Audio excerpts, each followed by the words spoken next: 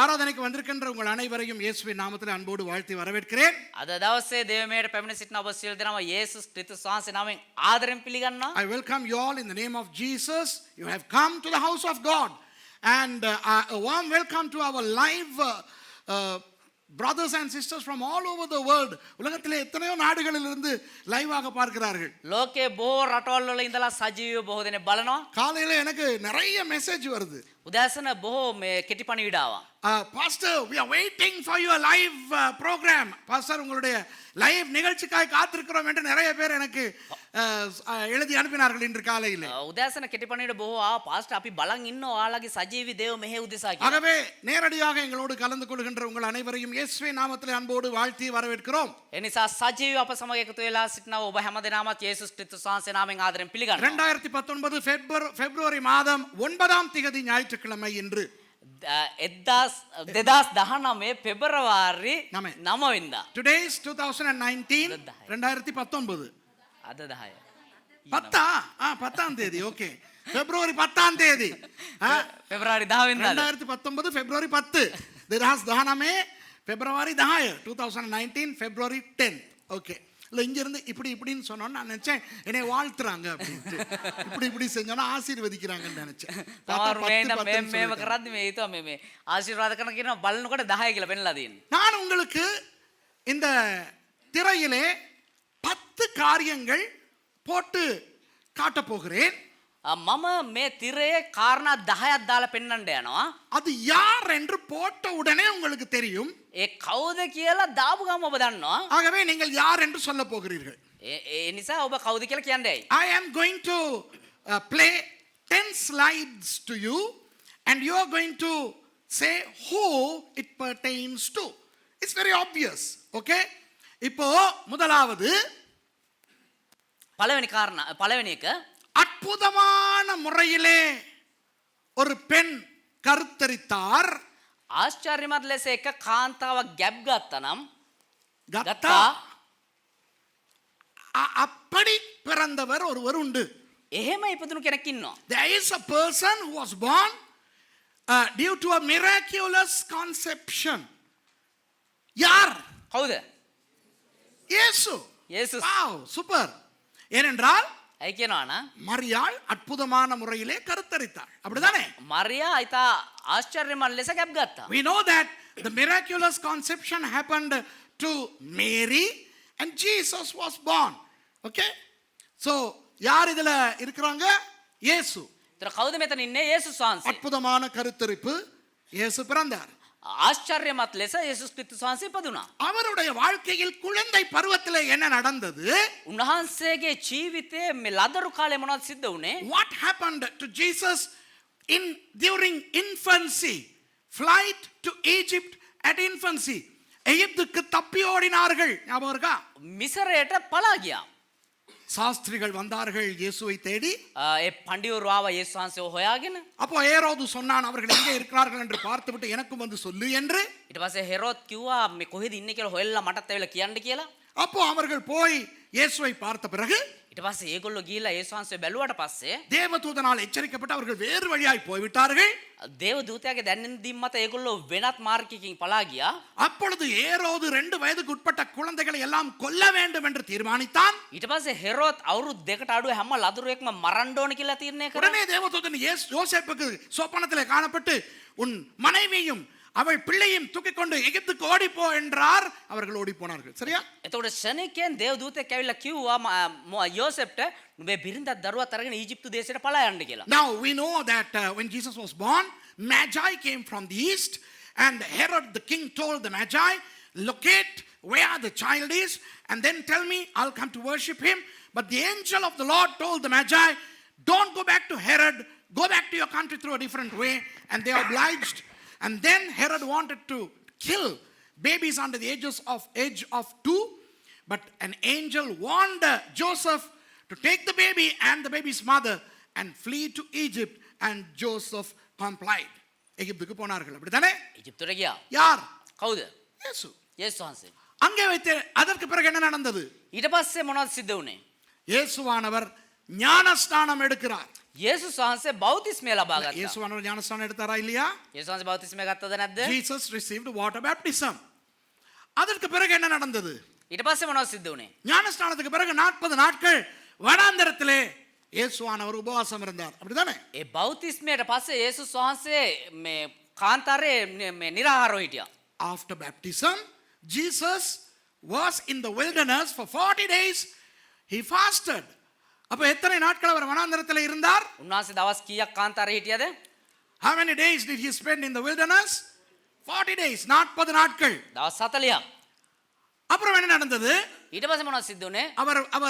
அவர் உபவாசம் இறந்து விட்டு மறுபடி தன்னுடைய ஊருக்கு அவர் தன்னுடைய தேசத்துக்கு திரும்பி வந்து උන්වහන්සේ ඒ නිරාහාර කාලය අවසන් කරලා තමුන්ගේ දේශයට නැවත පැමිණලා அவர் மரணம் வரை சிலுவையிலே மரிக்கும் வரை அங்கு வாழ்ந்தார். அப்படிதானே? இஸ்ரவேலிலே வாழ்ந்தார். උන්වහන්සේ කුරුසියේ මැරෙනකන් එහෙම නැත්නම් ඊශ්‍රායල් වල ජීවත් වුණා. After spending 40 days in the wilderness in Sinai, Jesus returned to Israel and he lived there until he was crucified and killed.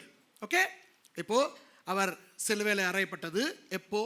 උන්වහන්සේ කුරුසිය යන ගැව්වේ කවද්ද? வெள்ளிக்கிழமை அன்று. සිකුරාදා දිනේ. அவருடைய உயிர் போனது எப்போ?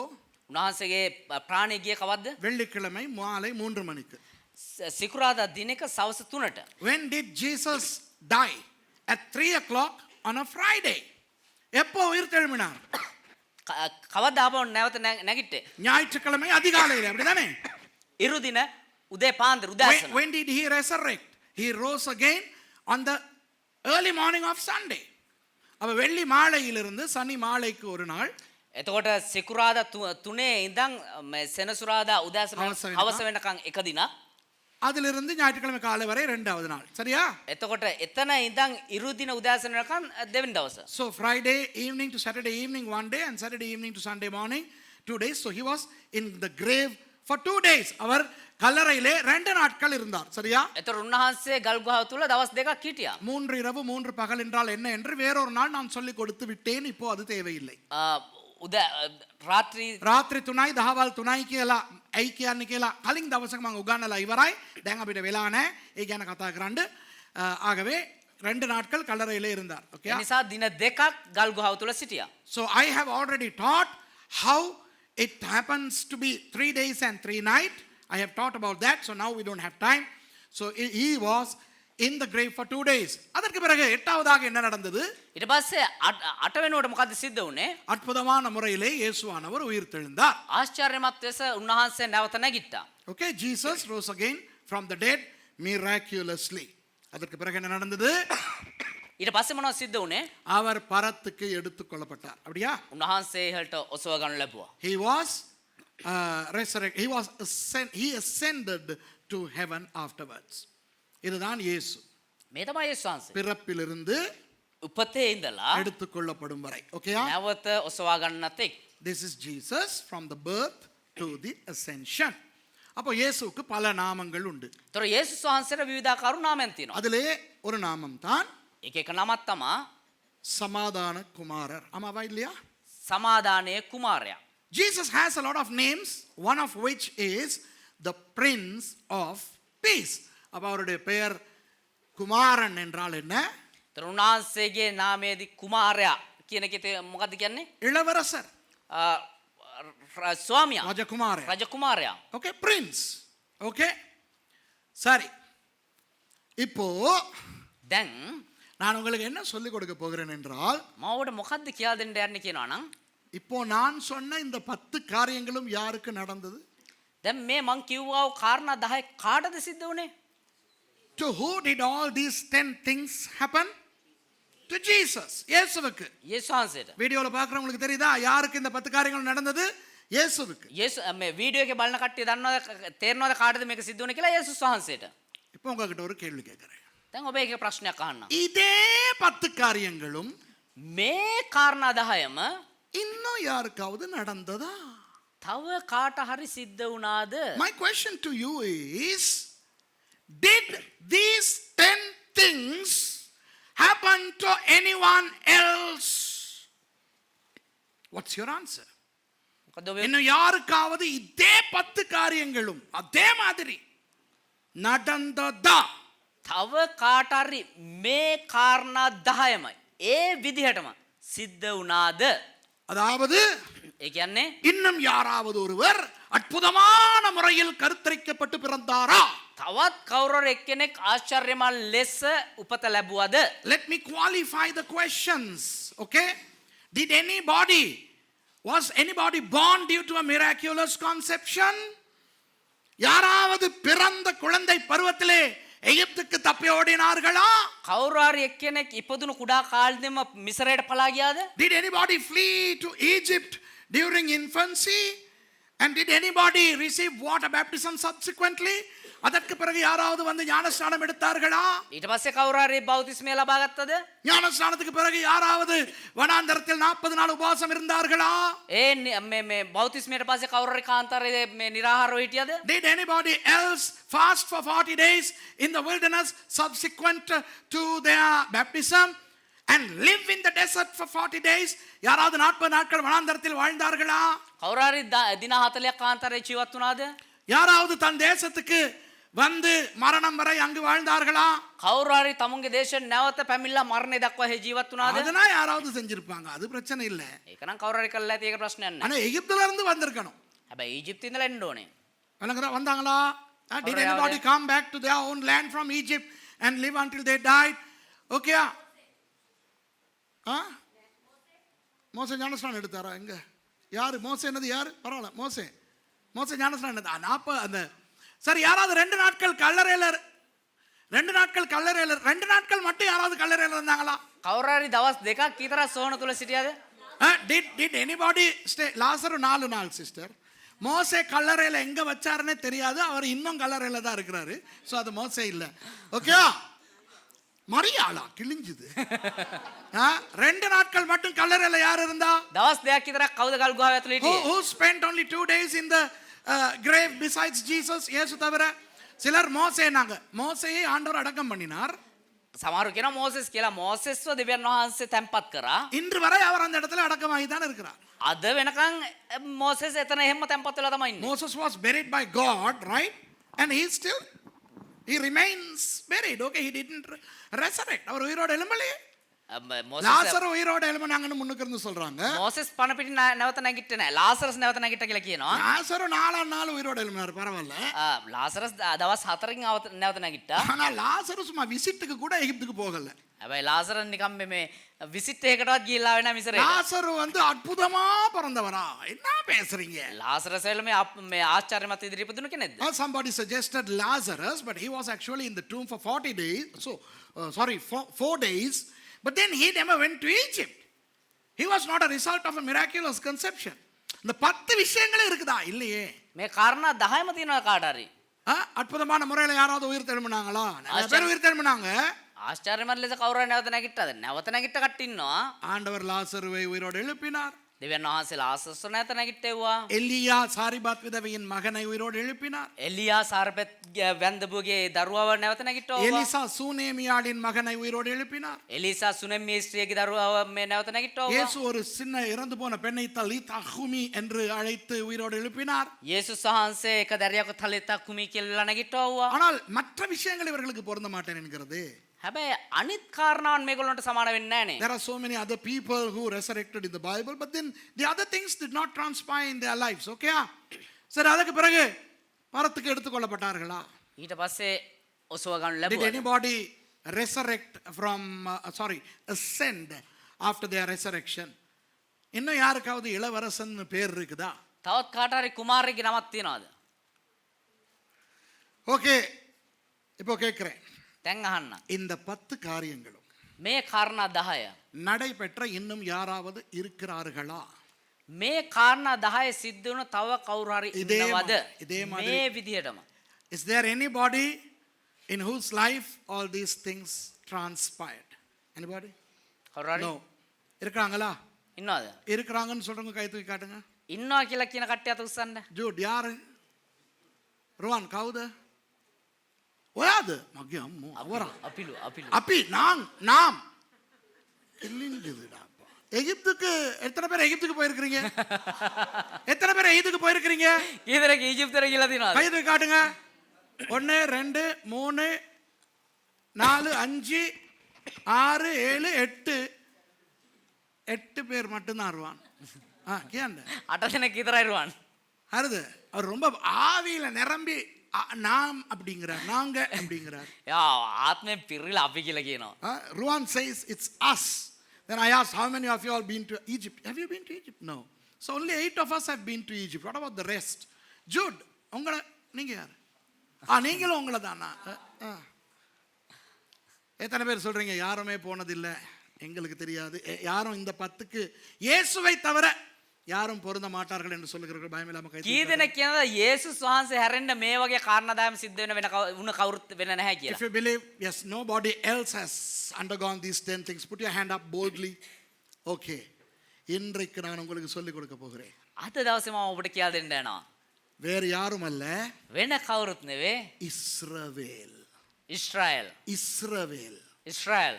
இஸ்ரவேல் என்ற ஜனம் இருக்கிறதே, இஸ்ரவேல் කියන ජනතාව ඉන්නවනේ. அவர்களுடைய வாழ்க்கையில் இது அவ்வளவும் அப்படியே நடந்தது. ඒගොල්ලොන්ගේ ජීවිතයේ ඒ විදිහට මේ හැම දෙයක්ම සිද්ධ වුණා. The people of Israel underwent exactly every one of these things. ஏனென்றால் ඇයි කියනවා නම් இஸ்ரவேலர்களை ஆண்டவர் ஒரு முன் அடையாளமாய் தெரிவு செய்தார். ඊශ්‍රායල් ජනතාව දෙවියන් වහන්සේ එක පළමු ලකුණක් ලෙස එහෙම නැත්නම් සලකුණක් ලෙස තෝරාගත් සංකේතයක් ලෙස God chose Israel to be a pre-symbolic element to the Messiah Jesus. இஸ்ரவேலர்களுடைய வாழ்க்கையை உன்னிப்பாய் கவனித்து ඉස්රායල් ජනතාවගේ ජීවිතය හරි අවධානයෙන් බැලුවා නම් வேத வசனங்கள் மூலமாய் அதை ஆராய்ந்து බයිබලයේ වචනේ ප්‍රකාශයට ඒක හරියට සොයා බැලීම් කරා නම් இயேசுவின் வாழ்க்கையோடு அதை ஒப்பிட்டு பார்த்தால் යේසුස් වහන්සේගේ ජීවිතයත් එක්ක ඒක සම්බන්ධ කරලා සංසන්දනය කරලා බැලුවා නම් இயேசுவின் வாழ்க்கையில் நடந்த அந்த 10 விஷயங்களும் இஸ்ரவேலுடைய வாழ்க்கையில் அதே விதமாய் நடந்ததை நாம் பார்க்கலாம். යේසුස් ක්‍රිස්තුස් වහන්සේගේ ජීවිතයේ සිද්ධ වුණා ඒ කාරණාව 10 ඊශ්‍රායල් ජනතාවගේ ජීවිතෙත් ඒ විදිහටම සිද්ධ වුණා කියලා අපිට බලන්න පුළුවන්. If we observe Israel very closely in light of the scripture and then compare that to the life of Jesus, we could see that an amazing, tremendous typology is evident in the life of Israel, showing symbolically the life of Jesus. இப்போ දැන් சும்மா நமக்கு தெரிந்ததை வைத்து இதை புரிந்து கொள்ள முடியாது. නිකන් අපි මේ දන්න දේ තියාගෙන මේක නිකන් අපිට බලන්න බෑ. We cannot decipher these things with the peripheral knowledge we have pertaining to Israel. We need to delve deep and excavate the biblical elements to substantiate my position. நாம் என்ன செய்ய வேண்டும்? ஆழமாய் போய் தோண்டி எடுத்து வசனங்களை ஆராய்ந்து பார்க்க வேண்டும். අපි මොනවද කරන්න ඕනේ? අභ්‍යන්තරයට ගිහිල්ලා හාරලා බල්ලි වෙලා වචනය තුල මේක හොයලා එළියට ගන්න ඕනේ. அடிக்கடி நான் சொல்லுவேன். නිරන්තරයෙන් வேதம் දේවදාස என்ன කියනවා. சொல்லுகிறது? බයිබලේ මොනවද කියන්නේ? காரியத்தை மறைப்பது தேவனுக்கு மேன்மை, කාරණාව සැඟීම දෙවියන් වහන්සේගේ මහිමය. அதை ஆராய்ந்து அறிவது ராஜாக்களுக்கு மேன்மை. ඒක සොයා එළියට ගැනීම රජවරුන්ගේ මහිමය. It is the glory of God to hide or put things in secrecy, but it's the glory of kings to excavate those and bring them to light. Okay? சரி, இந்த 10 விஷயங்களையும் நாம் பார்ப்போம். දැන් මේ කාරණා 10 බලමු. அடையாளம் அடையாளம் விளங்குதா உங்களுக்கு? ඒ කියන්නේ සංකේතයන්. அடையாளங்கள் எப்படி ஒப்பிடப்படுகின்றன என்று பார்ப்போம். සංකේතයන් කොහොමද සංසන්දනය වෙන්නේ කියලා අපි බලමු. இஸ்ரவேல் எப்படி இயேசுவுக்கு அடையாளமாய் வருகிறது? ඉස්රායල් කොහොමද යේසුස් වහන්සේව සංකේතවත් කරන්න කියලා බලමු. How does Israel symbolize Jesus? Okay, those 10 things பார்க்க போகிறோம். முதலாவது බලමු. පළවෙනියට அற்புதமான கருத்தரிப்பு. ආශ්චර්යමත් ගැප් ගැනීම. மரியாள் எப்படி கருத்தரித்தார் என்று நமக்கு லூக்கா 1 அதிகாரத்திலே 27 இருந்து 35 வரை பார்க்கலாம். මරියා කොහොමද ගැප් ගත්තේ කියන එක අපිට ලූක් පොතේ පළවෙනි පරිච්ඡේදයේ 27 ඉඳලා 35 වෙනි පදේ වෙනකම් බලන්න පුළුවන්. அது எல்லாருக்குமே தெரியும். நான் அந்த வசனத்தை உங்களுக்கு சொல்லுகிறேன். ඒක හැමෝටම දන්නා වූ පදයක්. අපි මේ පදේ කියන්නම්. We know how Mary got impregnated. That is mentioned in Luke chapter 1 verses 27 to 35. And let me just remind you. மரியாளை பார்க்க திடீரென யார் வந்தார்? මරියාව බලන්න එකපාරටම කවුද ආවේ? ஒரு தேவதூதன் வந்தார். එක දේවදූතයෙක් ආවා. திருப்பிக் கொள்ளுங்கள் ஆதியாகமம் 18வது அதிகாரத்துக்கு. පෙරලගන්න උප්පත්ති 18 වෙනි පරිච්ඡේදයට. ஓகே, 18வது அதிகாரத்திலே 9ல இருந்து பார்க்க போகிறோம். 18 වෙනි පරිච්ඡේදයේ 9 ඉඳලා බලන්න යනවා. ஓகே, முதலாவது வசனத்தை வாசிப்போம். 18:1. 18 පළවෙනි පදේ අපි කියමු. Let's read Genesis chapter 18 verse 1. பின்பு கர்த்தர் மம்ரேயின் சமபூமியிலே அவனுக்கு தரிசனமானார். அவன் பகலின் உஷ்ண வேளையில் கூடார வாசலிலே உட்கார்ந்திருந்து தன் கண்களை ஏறெடுத்து பார்க்கும்போது இதோ 3 புருஷர் அவனுக்கு எதிரே நின்றார்கள். ඔහු දවාලේ ග්‍රීෂ්ම වේලාවේ කූඩාරමේ දොරකඩ හිඳින කල ස්වාමීන් වහන්සේ මම්රේගේ අලෝන ගස් ළඟදී ඔහුට පෙනුණුසේක. ඔහු ඇස් ඔසවා බැලුවේ. බලව මනුෂ්‍යයන් 3 දෙනෙක් ඔහු ඉදිරියේ සිටියෝය. And the Lord appeared unto him in the plains of Mamre, and he sat in the tent door in the heat of the day. And he lifted up his eyes and looked, and lo, 3 men stood by him. Okay, எத்தனை பேருக்கு தெரியும் இந்த வந்த 3 பேரும் யார் என்று? කී දෙනෙක් දන්නවද මේ පැමිණියව 3 දෙනා කවුද කියලා? ஆபிரகாமை சந்திக்க வந்த அந்த 3 பேரும் யார்? ආබ්‍රහම් හමුවෙන්ට ආපු ඒ 3 දෙනා කවුද? How many of you all know who those 3 persons who came to meet Abraham were? How many of you all know? Brother Rohan, කියන්න කවුද? Wonderful. ஒருவர் இயேசு, එක්කෙනෙක් යේසුස් වහන්සේ, 2 பேர் தேவதூதர்கள். අනිත් දෙනා දේවදූතයෝ. One is Jesus because it's a Christophany, and 2 are angels. Correct? Was that going to be your answer? Wonderful. Okay, அதாவது வந்தவர்கள் ඒ කියන්නේ පැමිණියව අය கர்த்தருடைய தூதனானவராகிய இயேசு, දෙවියන් වහන්සේගේ දූතයා වන්නා වූ යේසුස්, இன்னும் 2 தேவதூதர்கள். ඒ වගේම තව දේවදූතයෝ දෙන්නෙක්. அப்போ வந்தது தேவதூதர்கள் என்று எடுத்துக்கொள்வோமா? ඒතොර ආවේ දේවදූතයෝ කියලා අපි ගමු. So let's assume that the angel of the Lord spelled with a capital A is Jesus and 2 are the angels. So they were angels, okay? அப்போ தேவதூதர்கள் ஆபிரகாமை சந்திக்க வருகிறார்கள். එතකොට දේවදූතයෝ ඇවිල්ලා ආබ්‍රහම හමු වෙනවා. ஆதியாகமத்திலே தேவதூதர்கள் வந்து ஆபிரகாமையும் சாராளையும் சந்திக்கிறார்கள். උපති පොතේ දේවදූතයෝ ඇවිල්ලා ආබ්‍රහම්වත් සාරාවත් හමු වෙනවා. லூக்காவிலே தேவதூதன் வந்து மரியாளை சந்திக்கிறார். ලූක් පොතේදී දේවදූතයෝ ඇවිල්ලා මරියව හම්බ වෙනවා. ஓகே, கொஞ்சம் கிட்டத்தட்ட சமனா இருக்கா? පොඩ්ඩක් සමානව තියනවාද ඒක? So an angel comes to meet Abraham and Sarah in Genesis, and an angel comes to meet Mary in the Gospel of Luke. இப்போ 9வது வசனத்தில் இப்படி சொல்லுகிறது. දැන් 9 වෙනි පදයේ මෙහෙම කියනවා. அவர்கள் அவனை நோக்கி உன் மனைவி சாராள் எங்கே என்றார்கள். அதோ கூடாரத்தில் இருக்கிறாள் என்றான். නමය. නුඹේ භාර්යාව සාරා කොතන්හිදයි ඔහු ඔහුගෙන් ඇසුවෝය. කියවන්න. කූඩාරමේ යයි ඔහු කී විට verse 9 ඔහු කිය. And they said unto him, Where is Sarah thy wife? And he said, Behold, in the tent. அப்பொழுது அவர் ஒரு உற்பத்தி காலத்தில் நிச்சயமாய் உன்னிடத்துக்கு திரும்ப வருவேன், அப்பொழுது உன் மனைவி ஆகிய சாராளுக்கு ஒரு குமாரன் இருப்பான் என்றார். சாராள் அவருக்கு பின்புறமாய் கூடார வாசலிலே இதை கேட்டுக்கொண்டிருந்தாள். එවිට උන්වහන්සේ සැබෑන්ම එන අවුරුද්දේ නියම කාලය පැමිණි විට මම නුඹ වෙත නැවතෙන්නෙමි. බලව නුඹේ භාර්යාව සාරා පුත්‍රයෙකු ලබන්නේයයි කීසේක. කියවන්න. උන්වහන්සේ පස්සේ තිබුණු කූඩාරම් දොරකඩදී සාරාට ඒ ඇසුනේය. verse 10.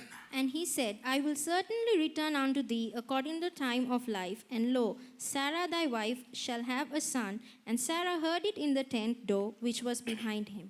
ஆபிரகாமும் சாராளும் வயது சென்று முதிர்ந்தவர்களாய் இருந்தார்கள். ஸ்திரீகளுக்குள்ள வழிபாடு சாராளுக்கு நின்று போயிட்டு. ආබ්‍රහම්ද සාරාද මහලුව වයෝ වෘද්ධව සිටියෝය. ස්ත්‍රීන්ට ඇති නියමයේ සාරා පිළිබඳව නැවතී තිබුණේය. And now Abraham and Sarah were old and well stricken in age, and it ceased to be with Sarah after the manner of women. ஆகையால் சாராள் தன் உள்ளத்திலே நகைத்து, நான் கிழவியும் என் ஆண்டவன் முதிர்ந்த வயதுள்ளவருமான பின்பு எனக்கு இன்பம் உண்டாயிருக்குமோ என்றாள். සාරා සිත තුල සිනාසී මා වයෝවෘද්ධ වයින් පසුවත් මාගේ ස්වාමියා මහලුව සිටියදිත් මට ප්‍රීතිය ලබන්නෙම් දැයි කීවාය. Therefore Sarah laughed within herself, saying, After I am waxed old, shall I have pleasure, my Lord being old so also. சாராளுக்கு வயது 89. සාරාට වයස අවුරුදු 89යි. At this moment, Sarah was 89 years old. And the Bible very clearly says that she had undergone menopause already. வேதம் தெளிவாய் சொல்லுகிறது, அவளுக்கு மாதாந்தம் வருகின்ற அந்த ஸ்திரீகளுக்கு வருகின்ற அந்த மாதவிடாய் நின்று போய் பல வருஷங்கள் என்று. ஆமாவா இல்லையா? බයිබලයේ පැහැදිලිව කියනවා ස්ත්‍රීන්ට සිද්ධ වන්නා වූ ඔසප්පීම ඇයට නැවතිලා බොහෝ කාලයක් කියලා. அநேகமாக வைத்திய விஞ்ஞானத்தின்படி பெண்களுக்கு 48 வயதுக்கும் 55 வயதுக்கும் இடையிலே மாதவிடாய் நின்று போய்விடும். වෛද්‍ය විද්‍යානු බොහෝ ස්ත්‍රීන්ට අවුරුදු 48ත් අවුරුදු 55ත් විතර වෙද්දී ඒ අතරතුර කාලයේදී ඔසප්පීම නැවතී යනවා. அதற்கு பிறகு மாதவிடாய் நின்ற பிறகு எந்த ஒரு பெண்ணும் கருத்தரிக்க முடியாது. ඊට පස්සේ ඔසප්පීම නැවතුනන් පස්සේ කිසිම ස්ත්‍රියකට ගැප් ගන්න බෑ. So menopause happens between the ages of 48 to 55 in a woman's life, after which no woman can become pregnant. Okay? அப்போ 89 வயதுடைய சாராள் එහෙමනම් අවුරුදු 89ක් වන්නා වූ සාරා பிள்ளை பெற முடியுமா? දරුවෙක්ව බිහි කරන්න முடியுமா? පුළුවන්ද? எவன் நினைத்தாலும் முடியுமா? කවුරු හිතුවත් පුළුවන්ද? எந்த மருத்துவராலும் அதை செய்ய முடியுமா? මේ වෛද්‍ය විද්‍යාවට එක් කරන්න පුළුවන්ද? முடியாது. බෑ. So an 89-year-old Sarah could not become pregnant. It's completely impossible. Right? அப்போ புதிய ஏற்பாட்டிலே மரியாள் லூக்கா 1:34 என்ன கேட்கிறார் தெரியுமா? ඒතර අලුත් යුසුමේ ලූක් පොතේ පළවෙනි පරිච්ඡේද 34 වෙනි පදේ මොනවද කියලා තියෙන්නේ? இது எப்படி ஆகும்? நான் புருஷனை அறியேனே. අයියෝ මරියා. මේ කොහොම සිද්ධ වෙන්නේ? මම පුරුෂයෙක් හැඳින්නේ නැහනේ. මරියා කියනවා. ஆதியாகமம் 18:12 උප්පත්ති 18:12 වෙනි පදේ சாரால் அதையே கேட்கிறார் கிண்டலா சிரித்துக் கொண்டு. සාරා ඒකම අහනවා නිකන් නෝන්ඩියට වගේ hina වෙගෙන. நமக்கு மாதவிடாய் நின்று போய் 35 வருஷத்துக்கு மேலே ஆச்சு. මට ඔසප්පීම නැවතිලා දැන් අවුරුදු ගාණක් වෙනවා. எனக்கு புள்ள வருமா அம்மா? මට දරුවෝ වෙනවලු. You know, Mary is saying in Luke 1:34, oh, how can this be? I have not known a man. And in Genesis 18:12, Sarah laughingly commented, how can that happen? I have gone through menopause over 3 decades ago.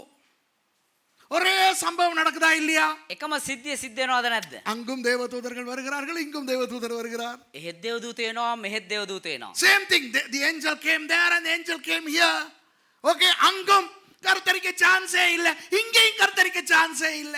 එහෙත් gap ගන්න අවස්ථාවක්ම නැහැ, මෙහෙත් gap ගන්න අවස්ථාවක්ම නැහැ. Sarah could not be impregnated and here Mary could not be impregnated. Okay? ஆனால் என்ன நடந்தது? හැබැයි මොනවද සිද්ධ වුනේ? சாராள் கருத்தரித்தாள். සාරා ගැප් ගත්තා. அது ஒரு அற்புதமான கருத்தரிப்பா இல்லையா? சொல்லுங்க இப்ப. ඒක ආශ්චර්යමත් ගැප් ගැනීමක්ද නැද්ද? What happened in Genesis? Sarah became pregnant. Isn't that a miraculous conception? Tell me. என்ன மூளிச்சிட்டு இருக்கீங்க? මේක මොනවද ගිල්ලා වගේ ඉන්නේ? பாருங்க, ஒப்பிட்டு பாருங்க. සමාන කරලා බලන්න. என்ன எழுதி இருக்கிறேன்னு பாருங்க. அற்புதமான கருத்தரிப்பு. நான் கண்ணீன்னு போடலையே. මොකද්ද ලියලා තියෙන්නේ කියලා බලන්න. ආශ්චර්යමත් ගැප් ගැනීම. මේ කන්‍යාවක් කියලා නැහැනේ. I have put miraculous conception. I didn't say virgin birth. If I said virgin birth, then that's a different ball game because Sarah was not a virgin. கண்ணி கருத்தரித்தது என்று போட்டிருந்தால் சாராளை இங்கு கொண்டு வர முடியாது.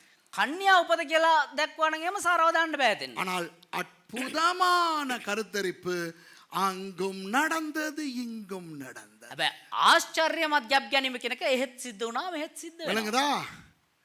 அதாவது இயேசு பிறந்ததும் அற்புதமான கருத்தரிப்பில், ஈசாக்கு பிறந்ததும் அற்புதமான கருத்தரிப்பில். ඒ කියන්නේ යේසුස් වහන්සේ උප්පත්තිය ලැබෙත් ආශ්චර්යමත් වූ ගැප් ගැනීමකින්, ඒ වගේම ඊසාක් උප්පත්තිය ලැබෙත් ආශ්චර්යමත් වූ gap ගැනීමකින්. Jesus was born due to a miraculous conception and Isaac was born due to a miraculous conception. யார் அந்த ஈசாக்கு? කවුද මේ ඊසාක්? அவன் தான் உலகில் பிறந்த முதல் இஸ்ரவேலன். එයා තමා ලෝකයේ බෙවුණා පළවෙනි Israel වරයා. Who was Isaac? The first ever Israelite to be born. உண்மையாய் உலகின் முதல் இஸ்ரவேலன் யார்? ඇත්තරම ලෝකයේ පළවෙනි ඊශ්‍රායල් වරයා කවුද? ஆபிரகாம். ආබ්‍රහම්. ஆனால் அவர் இஸ்ரவேலனாய் பிறந்தாரா? හැබැයි ඊශ්‍රායල් වරයෙක් විදිහට ඉපදුනාද? இல்லை, அவர் பாபிலோனியனாய் பிறந்தார். பாபிலோனியனாய் එයා බාබිලෝන් කෙනෙක් විදිහට ඉපදුනේ. The first Israelite in the world was Abraham, but he was not born an Israelite. He was born a Babylonian. Then God made him an Israelite. பிறகு ஆண்டவர் அவரை ஒரு எபிரேயனாக ஒரு இஸ்ரவேலனாக மாற்றினார். சரியா? පස්සේ දෙවියන් වහන්සේව හෙබ්‍රேව වරයෙක් එහෙම නැත්නම් ඊශ්‍රායල් වරයෙක් විදිහට මාරු කරා. சாராளையும் இஸ்ரவேலனாக மாற்றினார். සාරත් ඊශ්‍රායල් කෙනෙක් විදිහට මාරු කරා. God transformed Sarah also as an Israelite. ஆகவே ஆபிரகாமும் சாராளும் தான் முதல் இஸ்ரவேலர்கள். ඒ නිසා ආබ්‍රහම් තා සාරා තමයි පළවෙනි Israel වරු. So the first Israelites were Abraham and Sarah. ஆனால் இஸ்ரவேலனாக முதல் உலகத்துக்கு பிறந்தது ஈசாக். හැබැයි ඊශ්‍රායල් වරයෙක් විදිහට පළමු වතාවට ලෝකෙට බිහි වෙන්නේ කවුද? Isaac. But the first Israelite to be born as an Israelite was Isaac, and he was born through a miraculous conception just like Jesus. முதல் இஸ்ரவேலனாய் இந்த உலகத்துக்கு பிறந்த ஈசாக்கு அற்புதமான கருத்தரிப்பிலே பிறந்தார். ஓகே, පළමු වතාවට ඊශ්‍රායල් වරයෙක් විදිහට මේ ලෝකෙට බිහි වුණා වූ ඊසාක් ඇවිල්ලා ආශ්චර්යමත් වූ ලෙස ගැප් ගත්තා වූ කෙනෙක්. ஓகே, ஈசாக்கினுடைய மகன் யார்? ඊසාක්ගේ පුතා කවුද? யாக்கோபு. යාකෝබ්. யாக்கோபுக்கு எத்தனை மகன்மார்? යාකෝබ්ට පුතු කීයද? 12 பேர். 12යි. Isaac begat Jacob, and Jacob begat 12 sons who became the tribal fathers. அந்த 12 மகன்மாரும் 12 கோத்திர பிதாக்களானார்கள். சரியா? ඒ පුත්තු 12 දෙනා ඇවිල්ලා ගෝත්‍ර 12 පියවරු විදිහට නම් කරනු ලැබුවා. அவர்கள் எல்லாரும் கானான் தேசத்திலே வாழ்ந்து கொண்டிருந்தார்கள். ඒ සේරම කානාන් දේශයේ ජීවත් වුණා. கானான் என்பது எது? කානාන් කියන්නේ කොහෙද? பிற்காலத்திலே அதுதான் இஸ்ரவேல் தேசம். පස්සේ කාලේ ඒක තමයි ඊශ්‍රායල් දේශය උනේ. They all lived in Canaan. What is Canaan? Canaan became Israel later. Okay? ஆகவே இப்படி சொல்லவா? ඒ නිසා මෙහෙම කියන්නද? இஸ்ரவேலிலே வாழ்ந்து கொண்டிருந்தார்கள். ඊශ්‍රායල් වල ජීවත් වෙගෙන இன்னும் හිටියා. இஸ்ரவேல் என்ற பெயர் கொடுக்கப்படாவிட்டாலும் இஸ்ரவேலிலே வாழ்ந்து கொண்டிருந்தார்கள். ஓகேயா? තාම ඒ දේශයේ ඊශ්‍රායල් කියන නම නොලැබුණත් අපි කියමු ඊශ්‍රායල් වල ජීවත් වුණා So කියලා. let me rephrase it like this. Even though the name was not Israel yet, they were living in Israel. என்ன நடந்தது? මොනවද සිද්ධ වුනේ? பஞ்சம் வந்தது. සාගතයක් ආවා. பஞ்சத்தால் அவர்கள் எல்லாரும் செத்து போக வேண்டி வந்தது. සාගතය නිසා ඒගොල්ලෝ මැරෙන තත්ත්වයට සියලු දෙනා මැරෙන තත්ත්වයට පත් වෙන්න සිද්ධ There වුණා. was a famine in the land and they would all die. What happened? என்ன செய்தார்கள்? මොනවද කරේ ඒගොල්ලෝ? எல்லாரும் தப்பி ஓடினார்கள். හැමෝම බේරෙන්න පලා ගියා. எங்கே ஓடினார்கள்? කොහෙටද දිව්වේ? எகிப்துக்கு தப்பி ஓடினார்கள். මිසරයට පලා ගියා ඒගොල්ලෝ. Okay, now because of the famine, in order to protect their lives, they fled to Egypt at infancy. அவர்கள் இன்னும் அந்த இஸ்ரவேல் ஜனம், இஸ்ரவேல் ஜாதி இன்னும் குழந்தை பருவத்திலே இருக்கிறது. விளங்குதா? ඒ කියන්නේ ඊශ්‍රායල් ජනතාව තාමත් ලදරු වයසේ ඉන්නේ දැන්. கோத்திரங்கள் உருவாகி விட்டனவா? මේ ගෝත්‍ර බිහි වෙලාද? இல்லை. තාම නෑ. Had the tribes been formed yet? No. So Israel was in its infancy. இஸ்ரவேல் ஒரு குழந்தை ஜாதியாய் இருக்கின்ற பொழுது, ඒ කියන්නේ ඊශ්‍රායල් ජනතාව තාම ලදරු අවදියේ ඒ ජාතියක් විදියට ඉද්දී அவர்கள் எகிப்துக்கு தப்பி ஓடினார்கள். ඒගොල්ලොන් මිසරයට පලා ගියා. ஆதியாகமம் 50:14, யாத்ராகமம் 1:1-5. சீக்கிரம் வாசிப்போமா? උපත්ති 50:14 වෙනි පදේ සහ නික්මයාම 1:1 ඉඳලා 5 වෙනි පදේ දක්වා. Let's read Genesis chapter 50 verse 14 and Exodus chapter 1:1-5. ஆதியாகமம் 50:14. யோசேப்பு தன் தகப்பனை அடக்கம் பண்ணின பின்பு அவனும் அவன் சகோதரரும் அவனுடைய தகப்பனை அடக்கம் பண்ணுவதற்கு அவனோட கூட போனவர்கள் யாவரும் எகிப்துக்கு திரும்பினார்கள். යෝසෙප් තමාගේ පියා තැන්පත් කළ පසු ඔහුද ඔහුගේ සහෝදරයෝද තම පියා තැන්පත් කරන පිණිස ඔහු සමග සියල්ලෝද මිසරයට හැරී ආවෝය. And Joseph returned into Egypt, he and his brethren, and all that went up with him to bury his father after he had buried his father. யாத்ராகமம் 1:1-5 வரையில் නික්මයාම 1 පළවෙනි පදේ ඉඳලා 5 වෙනි පදේ දක්වා சீக்கிரமா வாசிப்போமா? ඉතා ඉක්මනින් කියමුද? Let's read fast. Exodus chapter 1 verses 1 to 5. எகிப்துக்கு போன இஸ்ரவேலுடைய குமாரரின் நாமங்களாவன ரூபன், சிமியோன், லேவி, யூதா, இசக்கார், செபுலோன், பென்யமீன், தான், நப்தலி, காத், ஆசேர் என்பவைகளே. இவர்கள் யாக்கோபுடனே தங்கள் தங்கள் குடும்பத்தோடும் கூட போனார்கள். யோசேப்போ அதற்கு முன்னமே எகிப்திலே போயிருந்தான். யாக்கோபின் கற்ப பிறப்பாகிய யாவரும் 70 பேர். මිසරයට පැමිණි ඊශ්‍රායෙල් පුත්‍රන්ගේ නාමවල නම් රූබෙන්, සිමියෝන්, ලෙවි සහ යුදා, ඉස්සාකර්, සාබුලොන් සහ බෙන්යමින්ය, දාන් සහ නප්තලි, ගාද් සහ ආශේර්ය, යාකොබ් කැටුව මේ එක එක මනුෂ්‍යයා සහ ඔහුගේ ගේ වැසි යෝධ ආවෝය. යාකොබ්ගේ කටියෙන් උපන් සියල්ලෝ 70 දෙනෙක්ය. යෝසෙප් මිසරයට ගොස් සිටියෝය. Now these are the names of the children of Israel which came into Egypt. Every man in his household came with Jacob. Reuben, Simeon, Levi and Judah, Issachar, Zebulun and Benjamin, Dan and Naphtali, Gad and Asher. And all the souls that came out of the loins of Jacob were 70 souls, for Joseph was in Egypt already. இப்போ ஒரு ஜாதி என்றால் දැන් එක ජාතියක් කියන්නේ எத்தனை லட்சம் பேர் இருக்க வேண்டும். ලක්ෂ කීයක් ඉන්න ඕනේද? ஆனால் எத்தனை பேர் எகிப்துக்கு தப்பி ஓடினார்களாம்? හැබැයි කී දෙනෙක්ද ඊජිප්තට පලා ගියා කියන්නේ? வெறும் 70 பேர். නිකම්ම 70 දෙනෙක්. A nation should be millions of people, right? So how many people at this point fled to Egypt? Only 70. So Israel was in its infancy. 70 பேர் என்றால் இன்னும் இஸ்ரவேல் ஒரு குழந்தை தேசமாய் இருக்கிறது. ඒ කියන්නේ 70 දෙනෙක් කියන්නේ තාමත් ඊශ්‍රායෙල් දේශයේ එහෙම නැත්නම් ජනතාව ලදරු අවදියේ ඉන්නේ. மத்தேயு 2:13-14 இருக்கிறது. මතෙව් 2:13 වෙනි පදවල කියනවා குழந்தையாய் இருந்த இயேசுவை தூக்கி கொண்டு எகிப்துக்கு யோசேப்பு ஓடி போனார் என்று. ලදරුවෙක්ව සිටියා වූ යේසුස් වහන්සේ උස්සගෙන යෝසෙප් සහ මරියා ඊජිප්තට පලා ගියා නෑ කියලා. නෑ මරියාව කියන්නේ ඊජිප්ත යෝසෙප්. யோசேப் எக்கங்கியா කියලා. நல்லா கவனிங்க. Listen to me very carefully. The infant Jesus was carried to safety in Egypt by who? Joseph. Hello? இயேசுவை எகிப்துக்கு கூட்டிக் கொண்டு போனது யார்? යේසුස් වහන්සේ ඊජිප්තට කැඳවගෙන ගියේ කවුද? யோசேப்பு. යෝසෙප්. இஸ்ரவேலர்களை எகிப்துக்கு தப்பியோட கூட்டிக் கொண்டு போனவர் யார்? ඊශ්‍රායෙල් ජනතාව මිසරයට පලා යන්න එක්කන් ගියේ කවුද? யோசேப்பு. යෝසෙප්. யாக்கோபின் மகன் யோசேப்பு. යාකොබ්ගේ පුතා යෝසෙප්. இதெல்லாம் சும்மான்னு நினைக்கிறீங்களா? මේ සේරම නිකම් මේ කියලා හිතනවා. ஆண்டவருடைய திட்டம் பாத்தீங்களா? දෙවියන් වහන්සේ සැලැස්ම දැක්කද? Who took Jacob's sons and the families to Egypt? Joseph. Okay? Joseph, the son of Jacob, took the family of Israelites to Egypt. யாக்கோபின் குமாரனாகிய யோசேப்பு யாக்கோப்ගේ පුත්‍රයා වන්නා වූ යෝසප් இஸ்ரவேலர்களை எகிப்துக்கு கூட்டிக் கொண்டு போனார். ඉස්රායෙල් වරුන්ව ඊජිප්තුවට එක්කන් යනවා. මිසරයට එක්කන් යනවා. இயேசுவை எகிப்துக்கு கூட்டிக் கொண்டு போன யோசேப்பின் அப்பா பேர் என்ன? යේසුස් වහන්සේ මිසරයට එක්කන් ගියා වූ යෝසප්ගේ පියාගේ නම මොකද්ද? யாக்கோபு. நான் உங்களுக்கு அன்று சொல்லி கொடுத்தேன். ඒත් යාකොබ් එදා අපි කියලා දුන්නා එක. பாருங்க எவ்வளவு நெருக்கமா இருக்குதுன்னு. விளங்குதா? බාණ්ඩ කොච්චර සමීපව තියනවාද The කියලා. father of Joseph, Mary's husband, was also Jacob. Okay? So these are not coincidences. These are typologies, symbols. இவை அடையாளங்கள். මේවා සංකේතයන්. ஓகேயா? அடுத்து ඊළඟට ஞானஸ்நானம். බෞතිස්මය. இயேசு தண்ணீர்ல ஞானஸ்நானம் எடுத்தார். மத்தேயு 3:13-17 வரை.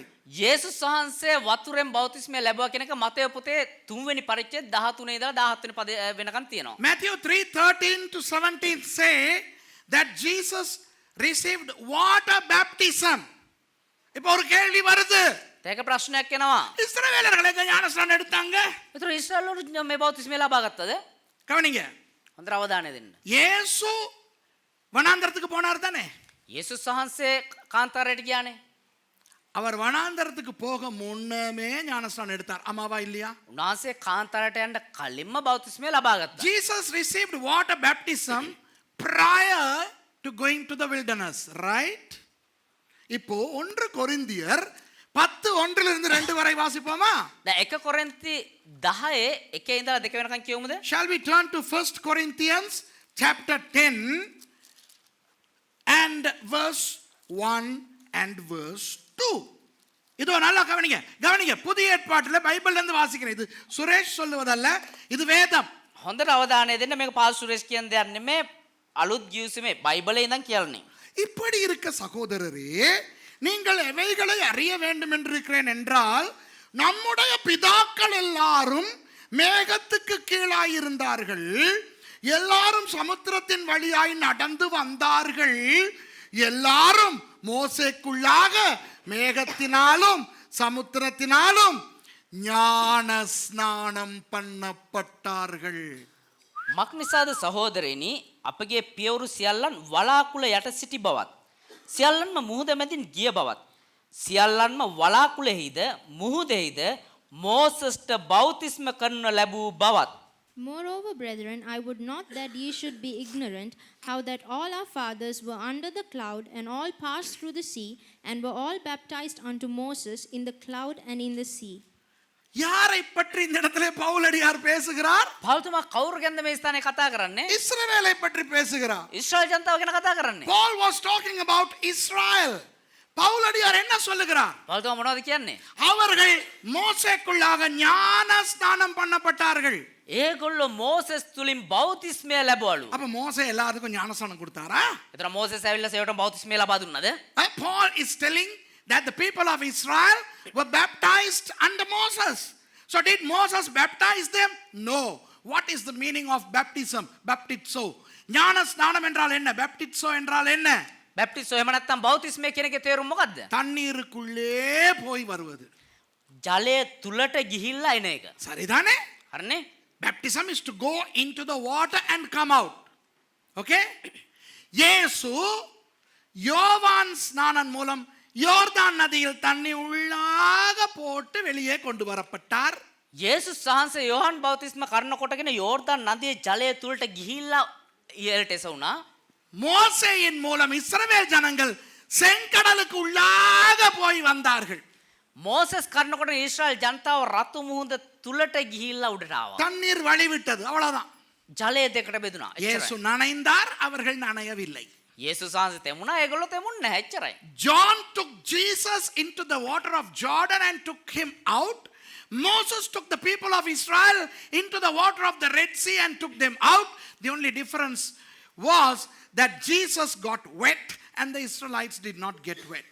But the baptism is the same. ஞான ஸ்நானம் தண்ணீர் உள்ளே போய் வருவது ஒன்று. Okay? හැබැයි ජලය තුලට ගිහිල්ලා එන එක එහෙම නැත්නම් බෞතිස්මය එකයි. இயேசு ஞான ஸ்நானம் எடுத்து வெளியே வந்தவுடன் வனாந்தரத்துக்கு போனார்.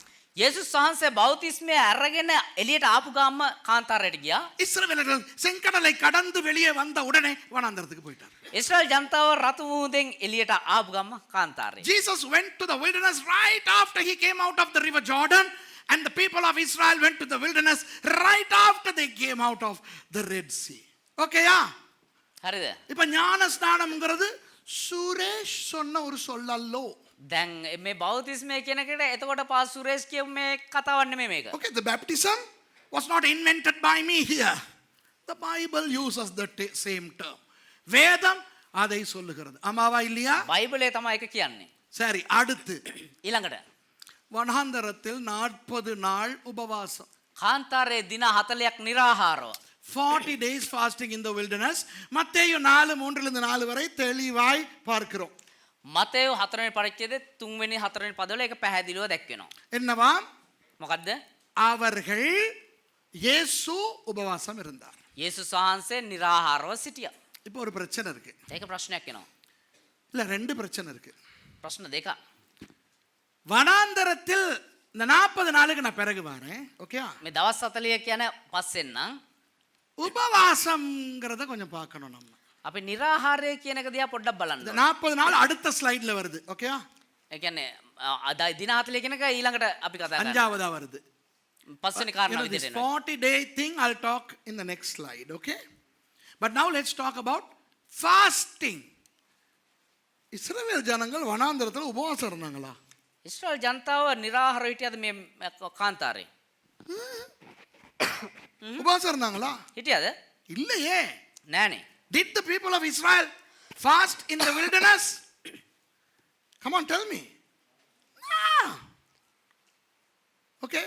But Jesus fasted. හැබැයි යේසු இயேசு உபவாசம் இருந்தார். හැබැයි යේසුස් වහන්සේ නිරාහාරව හිටියා. அப்ப எப்படி சுரேஷ் நீ சொல்லுவ இந்த இடத்துல நீ மாட்டிக்கிட்டியே?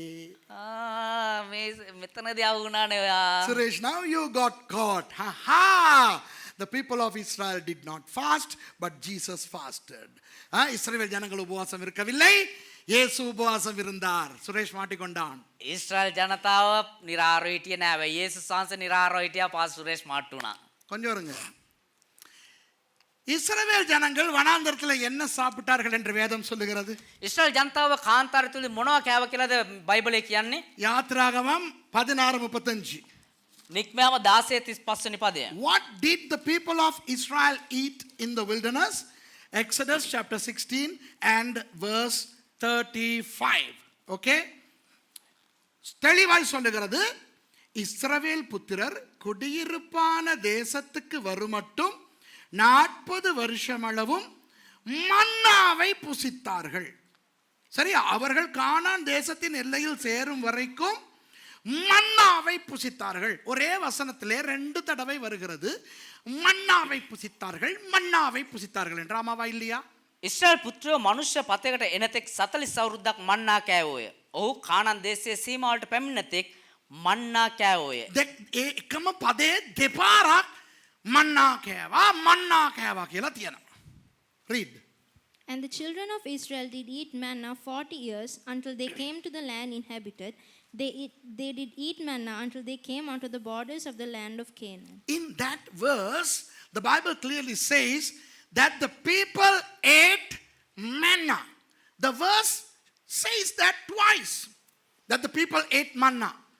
Manna எங்கிருந்து வந்த சாப்பாடு? මන්න කොහේ ඉඳන් ආපු කෑමක්ද? பரலோகத்திலிருந்து வந்தது. ස්වර්ගයෙන් ඉඳලා ආව. From where did manna come? From heaven. That's God's food. தேவனுடைய சாப்பாடு. දෙවියන් වහන්සේගේ කෑම. ஓகேயா? இப்போ இயேசு உபவாசம் இருக்கும் பொழுது சாப்பிட்டாரா சாப்பிடலையா? இதுதான் கேள்வி. දැන් යේසුස් වහන්සේ නිරාහාරව ඉද්දි කෑවද කෑවේ නැද්ද? මේක තමයි. My question to you is, did Jesus eat during the 40 days of fasting? Did he eat or not? சாப்பிடல, කෑවේ නෑ. ஆனால் சாப்பிட்டார். හැබැයි කෑවා. He did not eat, but he ate. என்னையா புது உபதேசம் கொண்டு வர நீ? මොකද මේ අලුත් අමුතු කතාවක් කරන් ඉන්නවා? இல்லை. නෑ.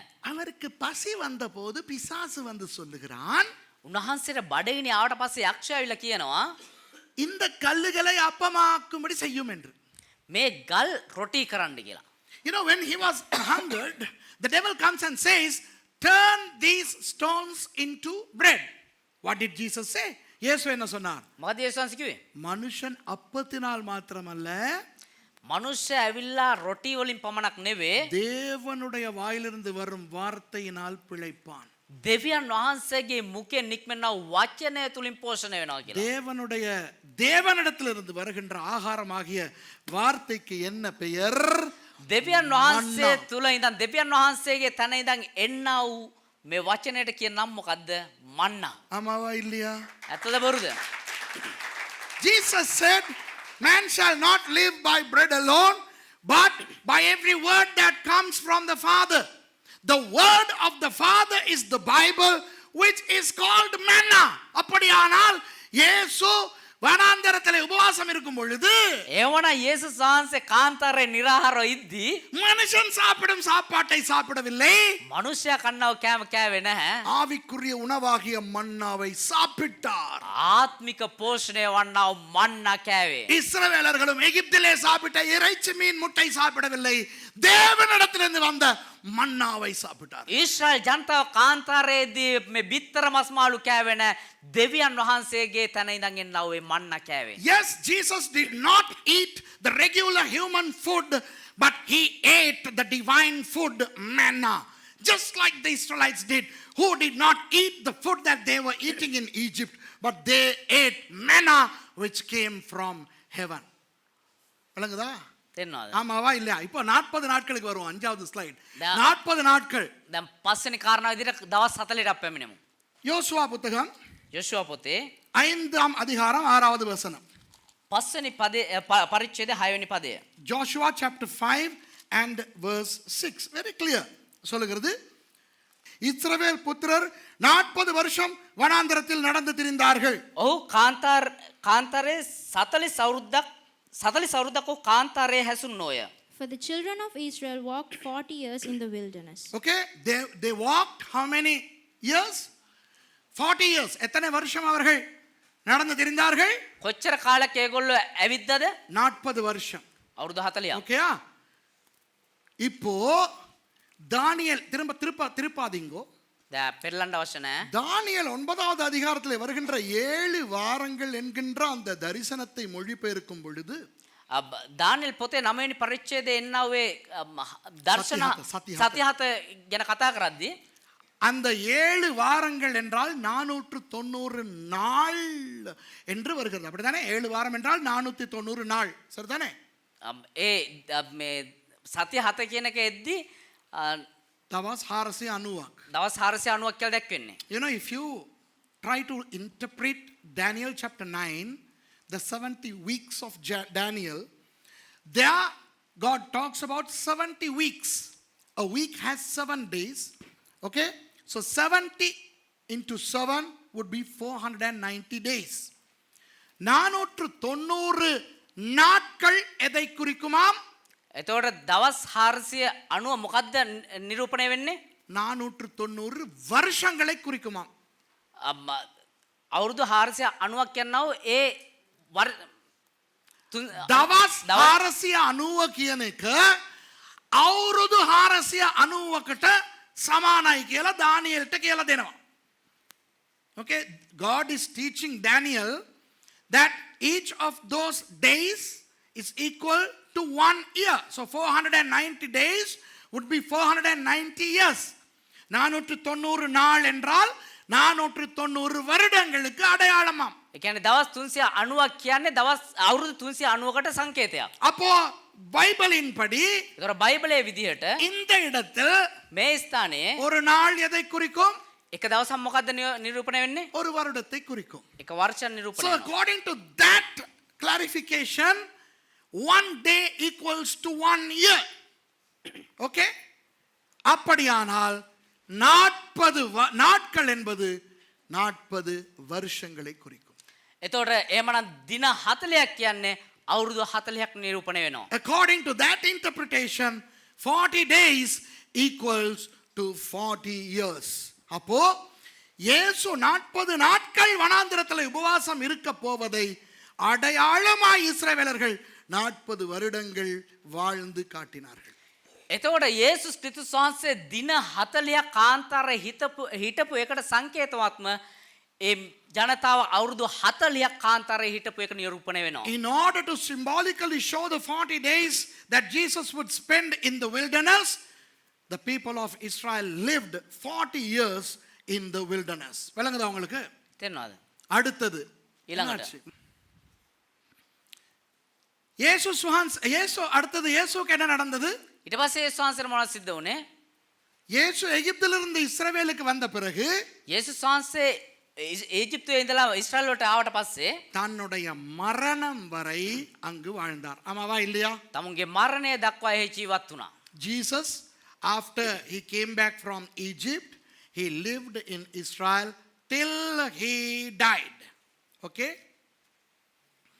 எகிப்திலிருந்து கானான் தேசத்துக்கு வந்த இஸ்ரவேலர்கள் ஈஜிப்துවේ ඉඳලා කානාන් දේශයට ආව මේ ඉස්රායල්වරු அவர்கள் தாங்கள் மரிக்கும் வரை அங்கு வாழ்ந்தார்கள். තමුන් ඒ මැරෙන තෙක් එහි ජීවත් වුණා. You know, the people of Israel came back to Egypt. Israel from Egypt, and they lived there until they died. அவர்கள் எப்போ மரித்து போனார்கள் என்று யாருக்காவது தெரியுமா? ඔවුන් කවද්ද මැරුණේ කියලා කවුරු හරි දන්නවද?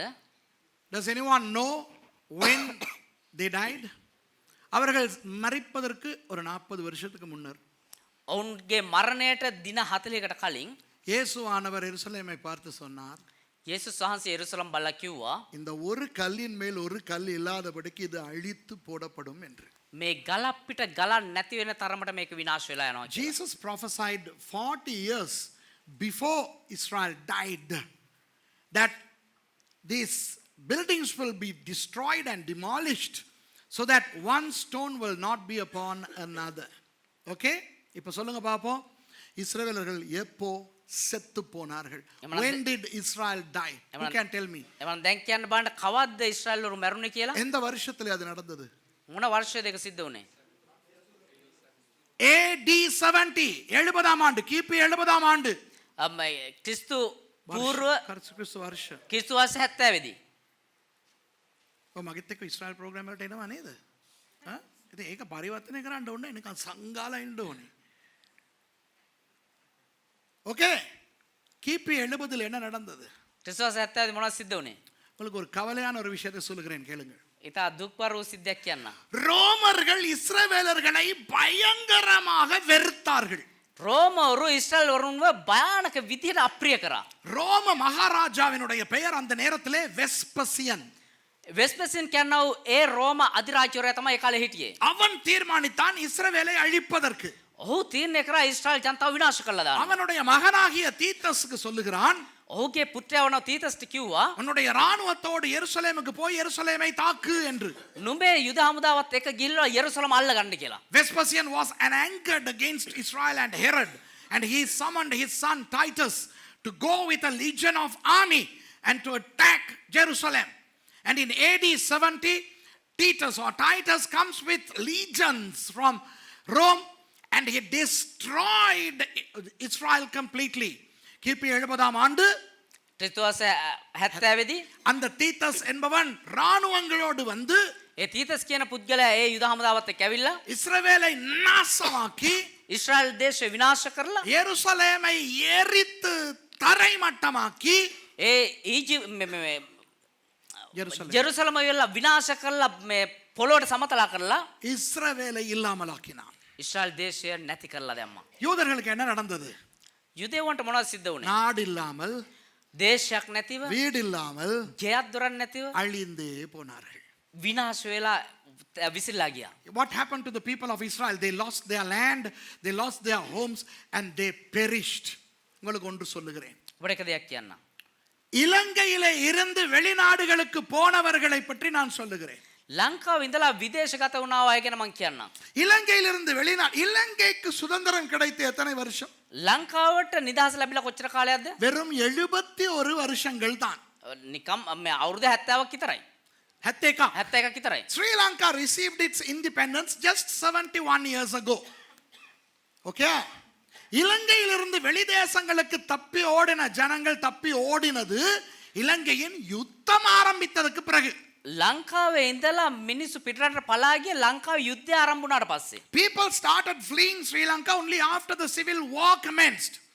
உண்மையாக நீங்கள் பார்த்தால் ඇත්තටම ඔයාලා බැලුවොත් එහෙම 1980களுக்கு பிறகுதான் நிறைய இலங்கையர்கள் வெளிதேசங்களுக்கு அகதிகளாய் ஓடி போனார்கள்.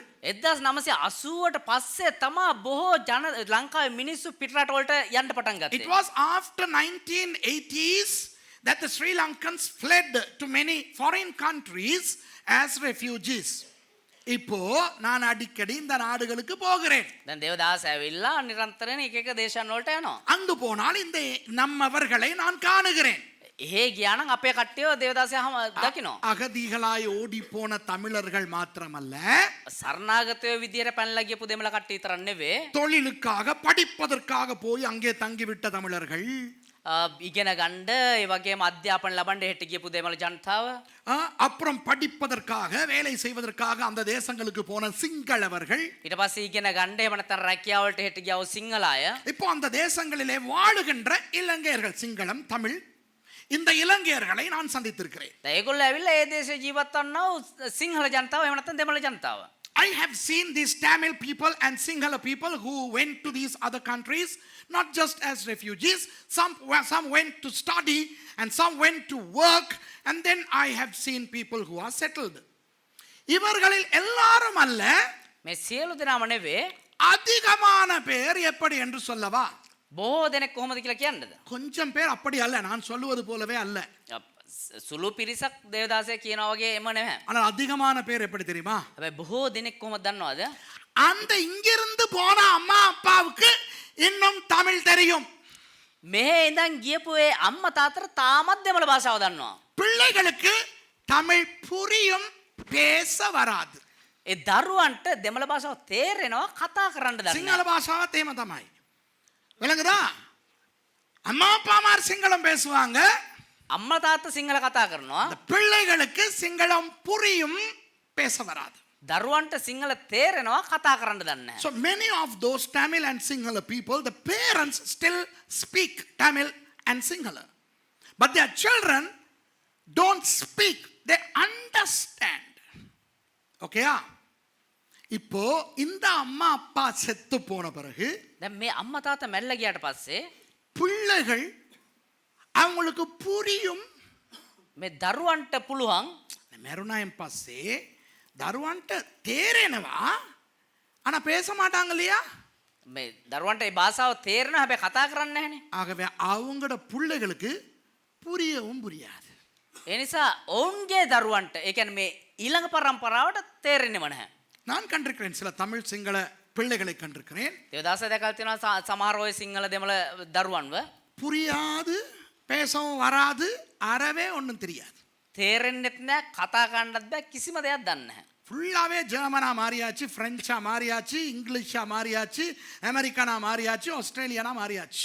සම්පූර්ණයෙන්ම ඕස්ට්‍රේලියන් විදියට ජර්මන් විදියට ප්‍රාන්ස් විදියට ඒ විදියටම මාරු වුණා. ஆனா அம்மா அப்பா பிறந்தது இலங்கையில. හැබැයි අම්මා තාත්තා ඉපදුනේ ලංකාවේ. I have even seen some children who don't understand a word of Sinhala or a word of Tamil, albeit the fact that their parents were born in Sri Lanka.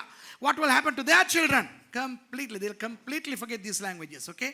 அவர்கள் சம்பூர்ணமாக இந்த மொழிகளை மறந்து விடுகிறார்கள். ඔවුන් මේ භාෂාව සම්පූර්ණයෙන්ම අමතක කළා දාලා. வழங்குதா? තේරෙනවද? இந்த மாதிரி ஆளுகள் லீவுக்கு ஸ்ரீலங்காவுக்கு வந்தா பாருங்க என்ன கூத்து ஆடுறாங்கன்ட்டு. මේ වගේ කට්ටිය මේ නිවාඩුවට ලංකාවට නම් බලන්න මොන වගේ පිස්සුද නටන්නේ කියලා. இங்க வாழும்போது சட்டை இல்லாம தெரிஞ்சவன் මෙහෙ ඉද්දි මේ උඩ ඇඳුමක් වත් නැතුව දඟලපු කෙනා இப்ப நெட் இல்லாம படுக்க மாட்டார், ஏன்னா நுழம்பு கடிக்குதான். දැන් නෙට් එක නැතුව නිදා ගන්න ඇයි කියනවා නම් මදුරුව කනවලු. நுழம்பு கொசு கடிக்குது. ஐயோ எங்களுக்கு கொசு கடிச்சா அலர்ஜிக் ஆகும். අයියෝ මදුරුව කැවුණා අපිට ඇලර්ජික් වෙනවලු. வழங்குதா உங்களுக்கு? තේරෙනවද? இங்க வந்து அந்த நம்ம வழக்கமாக குடிக்கிற பிளேன் டீ, நம்ம சாப்பிட்ற ரோஸ் பான், நம்ம சாப்பிட்ற தேங்காய் சம்பல்லாம் அவங்களுக்கு இறங்காது. දැන් අර අපි බොන ප්ලේන් ටිය සම්බෝල රෝස් පාන් ඒගොල්ලොන්ට දැන් ඇතුළට යන්නේ නැල්ලු. விளங்குதா? அந்த அம்மா அப்பா கொஞ்சம் சாப்பிட்டாலும் பிள்ளைகளுக்கு பிட்சா ஹட் கூட்டிகிட்டு போகணும், பர்கர் கிங் கூட்டிகிட்டு போகணும், ரெஸ்டாரண்ட்டுக்கு கூட்டிகிட்டு போகணும். ඒ කියන්නේ අම්මා තාත්තා මොනවා හරි ඔය කාලේ නිකන් හිටියත් මේ දරුවෝ රෙස්ටොරන්ට් ගෙනියන්න ඕන පිට්සා ගෙනියන්න ඕන ඒ තැන් වලට ගෙනියන්න ඕන. ஒரு 30-40 வருஷத்துக்குள்ளேயே මේ අවුරුදු 30ක් 40ක් තුලම கலாச்சாரம் அழிகிறது, සංස්කෘතිය විනාශ කරනවා, மொழி அழிகிறது, භාෂාව විනාශ කරනවා, எல்லாமே அழிகிறது. සේරම විනාශ කරලා දානවා. Within 30-40 years the language dies, the culture dies, everything dies, okay? அப்போ இஸ்ரவேலர்கள் துரத்தி எடுக்கப்பட்டார்கள். එතකොට ඊශ්‍රායල් ජනතාව මේ විදිහට පලා ගියා. 50 வருஷத்துக்கா? මේ අවුරුදු 50කටද? 100 வருஷத்துக்கா? අවුරුදු 100කටද? 1000 வருஷத்துக்கா? අවුරුදු 1000කටද? இனிமே திரும்பியே வர முடியாது, நிரந்தரமாக துரத்தி எடுத்து விட்டார்கள். ආපහු හැල්ලෙන්න බැරි වෙන විදිහට සදාකාලට මේගොල්ලෝ පළවා හැරියා. The Israelites were kicked out of Israel not for 50 years, 100 years, 1000 years, but permanently. They were annihilated, they were wiped out, they were kicked out of Israel. அவர்கள் சம்பூர்ணமாக கொலை செய்யப்பட்டார்கள், அழிக்கப்பட்டார்கள். இஸ்ரவேல் என்ற ஒரு இனமே இல்லாமல் போய்விட்டது. அதுதான் உண்மை. ඔන්ව සම්පූර්ණයෙන්ම මරලා දැම්මා. එහෙම නැත්නම් සම්පූර්ණ විනාශ කරලා දාලා වෙලා ඊශ්‍රායල් කියන ඒ දෙයක්ම ඊශ්‍රායල් කියන නමක්ම නැති කරලා දැම්මා.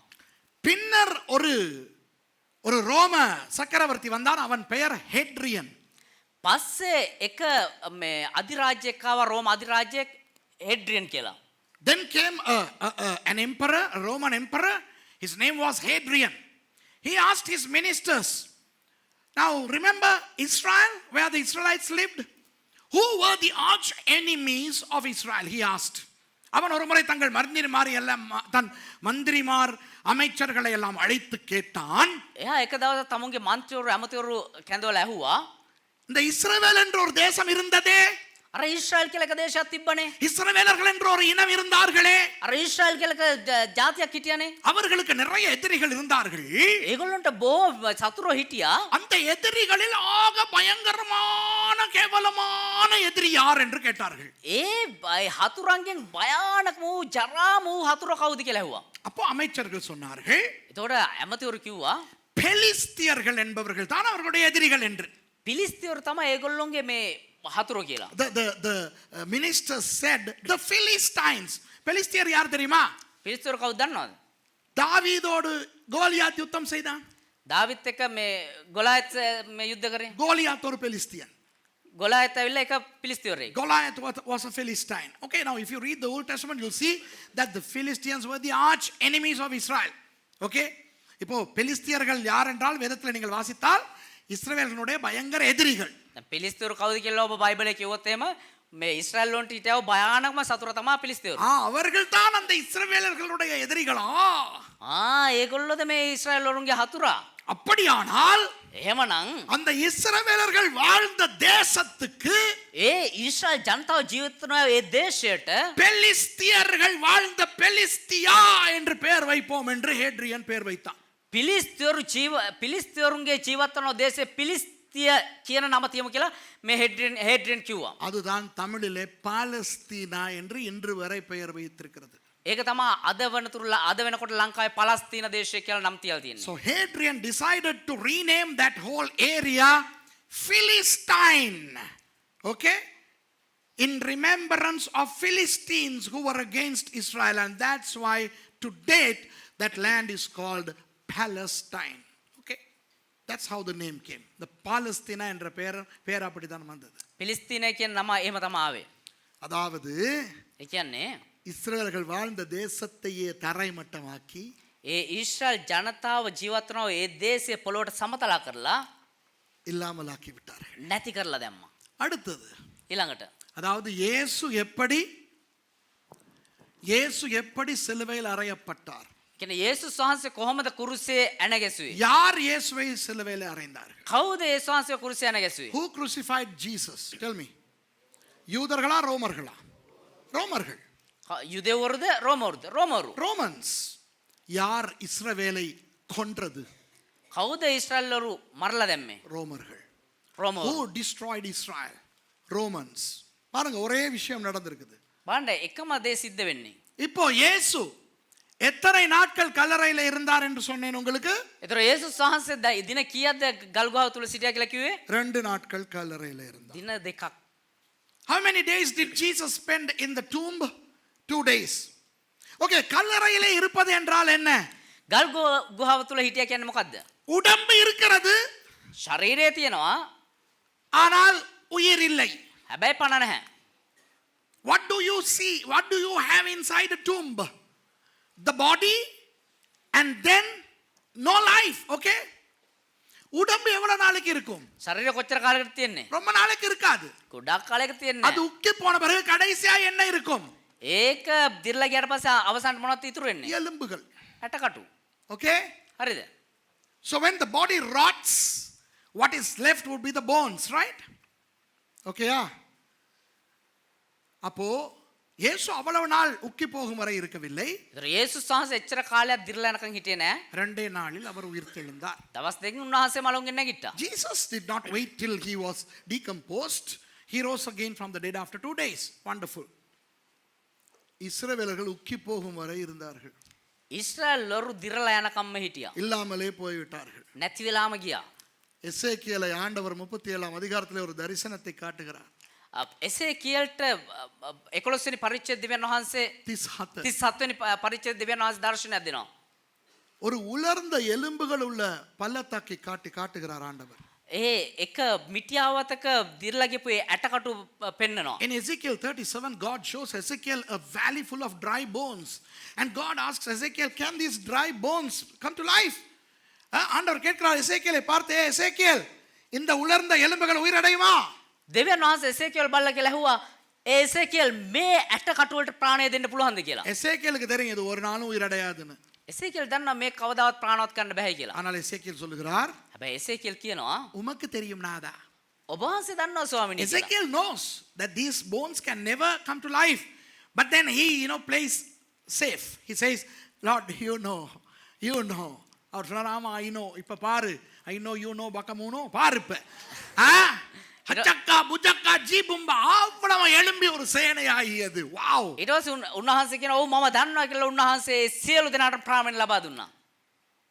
the whole entire valley of bones, they came to life and they stood like an army. அவர்கள் ஒரு சேனையாய் உயிரடைந்தார்கள். விளங்குதா? ඊට පස්සේ එක සේනාවක් ඒ සියලු දෙනාම යටකටුම ප්‍රාණය ලැබුවා. அவர்கள் தான் இஸ்ரவேலர்கள். ඒගොල්ලෝ තමයි ඊශ්‍රායල් ජනතාව. சரி, கிபி அதாவது முதலாவது நூற்றாண்டிலே ඒ කියන්නේ පළවෙනි සියවසේ கொலை செய்யப்பட்ட இஸ்ரவேலர்கள் මරණු ලැබුවා වූ ඊශ්‍රායල්වරු எத்தனை ஆண்டுகள் அவர்கள் செத்த நிலைமையில் இருந்தார்கள், உலர்ந்த எலும்புகளாக? වර්ෂ කීයක් වුන් මරුණා වූ තත්ත්වය එහෙම නැත්නම් අප්‍රාණික ඒ ඇටකටු තත්ත්වයේ සිටියාද? எத்தனை நூற்றாண்டுகள்? සියවස් කීයක්ද? 20 நூற்றாண்டுகள். සියවස් 20ක්. 20 நூற்றாண்டுகள் என்றால் 2000 ஆண்டுகள். සියවස් 20ක් කියන්නේ අවුරුදු 2000. Israel was destroyed and killed in the first century, and they remained like dry bones for 20 centuries. 20 centuries would be 2000 years. ஒரு வசனத்தை வாசிப்போமா? 2 பேதுரு 3:8 வாசிங்க. 2 பேதுரு 3:8 කියවන්න. We will read 2 Peter 3:8. வாசிங்க. 2 பேதுரு 3:8 சொல்லுகிறது, கர்த்தருக்கு ஒரு நாள் 1000 வருஷம் போலவும் 1000 வருஷம் ஒரு நாள் போலவும் இருக்கிறது. 2 பேதுරු 3:8 කියනවා, නමුත් ප්‍රේමවන්තයනි ස්වාමින් වහන්සේට එක දවසක් අවුරුදු 1000ක් මෙන්නේ අවුරුදු 1000ක් එක දවසක් මෙන්නේ යන මේ ඇති. But beloved, be not ignorant of this one thing, that one day is with the Lord as 1,000 years, and 1,000 years as one day. இந்த வசனம் பைபிள் என்ன சொல்லுகிறது? මේ බයිබලේ මොනවද කියන්නේ? ஒரு நாள் எத்தனை வருஷம் போல? சொல்லுங்க. එක දවසක් අවුරුදු කීයක් වගේද? 1000. What does the Bible says? What does the Bible say? One day is equal to 1,000 years. Okay, 1,000 years to one day. 1000 வருஷம் අවුරුදු 1000ක් ஒரு நாள். එක දවසක්. அப்ப 2000 வருஷம் எத்தனை நாள்? එතකොට අවුරුදු 2000ක් කියන්නේ කොච්චරද? 2 நாள். දවස් දෙකක්. Okay, so 2000 years would be 2 days. யார் சொல்றா? சுரேஷா பைபிளா? කවුද කියන්නේ? Pass සුරේෂ්ද බයිබලේද? Who is saying that? Suresh or the Bible? කවුද කියන්නේ? அப்போ முதலாம் நூற்றாண்டிலே செத்து போன இஸ்ரவேல் එහෙමනම් පළවෙනි සියවසේ මේ ගියා වූ ඊශ්‍රායල්වරු 1948 ஆண்டு மே மாதம் 14ஆம் தேதி திடீரென அற்புதமான முறையில் உயிரடைந்தது. 1948 එක පාටම නැවත ප්‍රාණය ලැබුවා. அற்புதமான உயிர்த்தெழுதல். விளங்குதா? ඒක තමයි ආශ්චර්යමත් නැවත නැගිටීම. அதுதான் 8வது. The miraculous resurrection of Israel happened after 2 days of being in the grave. 2000 years. May 14th, 1948, Israel became a nation. Amen. பாருங்க, தீர்க்க தரிசனம் எவ்வளவு அழகா நிறைவேறி இருக்குது. බලන්න අනාගත වච්ච කොච්චර ලස්සනට ඔප්පු වුණාද කියලා. இயேசு உயிரோடு எழுந்த பிறகு கூட යේසුස් වහන්සේ මරණයෙන් නැගිට්ටාට පස්සේ அநேகர் என்ன சொன்னார்கள்? බොහෝ දෙනා මොනවද කිව්වේ? இல்ல இல்ல இல்ல, அது போய் அவர் உயிரோடு எழும்பல, நாங்க நம்ப மாட்டோம் சொன்னாங்களா இல்லையா? නෑ ඒක බොරු ඒක අපි විශ්වාස කරන්නේ ඔක කියලා කිව්වා. இன்னைக்கு வரைக்கும் சில பேர் சொல்றாங்களா இல்லையா? අද වෙනකන් සමහරු කියනවන්නේ இல்ல නැහැ. இல்ல, இயேசு உயிரோடு எழும்பல, அப்படி எல்லாம் ஒண்ணு இல்ல. නෑ යේසුස් වහන්සේ මලුගේ නැට එහෙම මොකුත් උන්නේ නැහැ කියලා. அதே மாதிரி இஸ்ரவேலை பத்தி சொன்னாங்க. இல்ல இல்ல இல்ல, இஸ்ரவேல்னு ஒரு நாடு நாங்க அங்கே இருக்க மாட்டோம், அப்படி ஒரு நாடே இல்ல, கிடையாது, இஸ்ரவேல் கிடையாது சொல்றானா இல்லையா? ඒ වගේම අද කිව්වද නැද්ද කට්ටිය අයියෝ නෑ නෑ ඊශ්‍රායලුන්ට දේශයක් නෑ ඒගොල්ලොන්ට එහෙ ප්‍රදේශයක් නෑ කියලා කියනවන්නේ නැද්ද? அதே விஷயம் நடக்கிறது. ඒ දේම සිද්ධ වෙනවා. You know, Jesus rose again from the dead, and what did many people say? No, he never rose again from the dead. That's all a lie. That's all a con. Right? He never. Even today some people say, no, Jesus never rose again from the dead, right? Just like that, many people are saying, no, Israel is not a nation. We won't recognize Israel. No, Israel never, it's never a country. No, we are not going to accept it. Same thing is happening. ஆனால் இயேசு எப்படி 2 நாட்கள் கல்லறையில இருந்து அற்புதமான முறையில் உயிர் தெழுந்தாரோ, හැබැයි යේසුස් වහන්සේ කොයි ආකාරයෙන් දවස් දෙකක් ගල්ගුහාව ඉඳලා ආශ්චර්යමත් විදිහට මලුන්ගෙන් නැගිට්ටේ அதே போல இஸ்ரவேலும் 2 நாட்களாகிய 2000 வருஷங்கள் கல்லறையில இருந்து விட்டு உயிரோடு எழும்பி இன்று உயிர் தெழுந்திருக்கிறது. ඒ වගේම ඊශ්‍රායල් ජනතාව දවස් දෙකක් කියනවා ඒ වර්ෂ 2000ක් ගල්ගුහාව ඉඳලා නැවත ඒ ආකාරයෙන්ම ආශ්චර්යමත් විදිහට නැගී සිටියා. Just like Jesus rose again from the dead after being in the grave for 2 days, Israel has risen again from the dead after being in the grave for 2 days, namely 2000 years. Wow, praise God. பாத்தீங்களா, எல்லாம் அப்படி பயங்கரமா போகுது இல்லையா?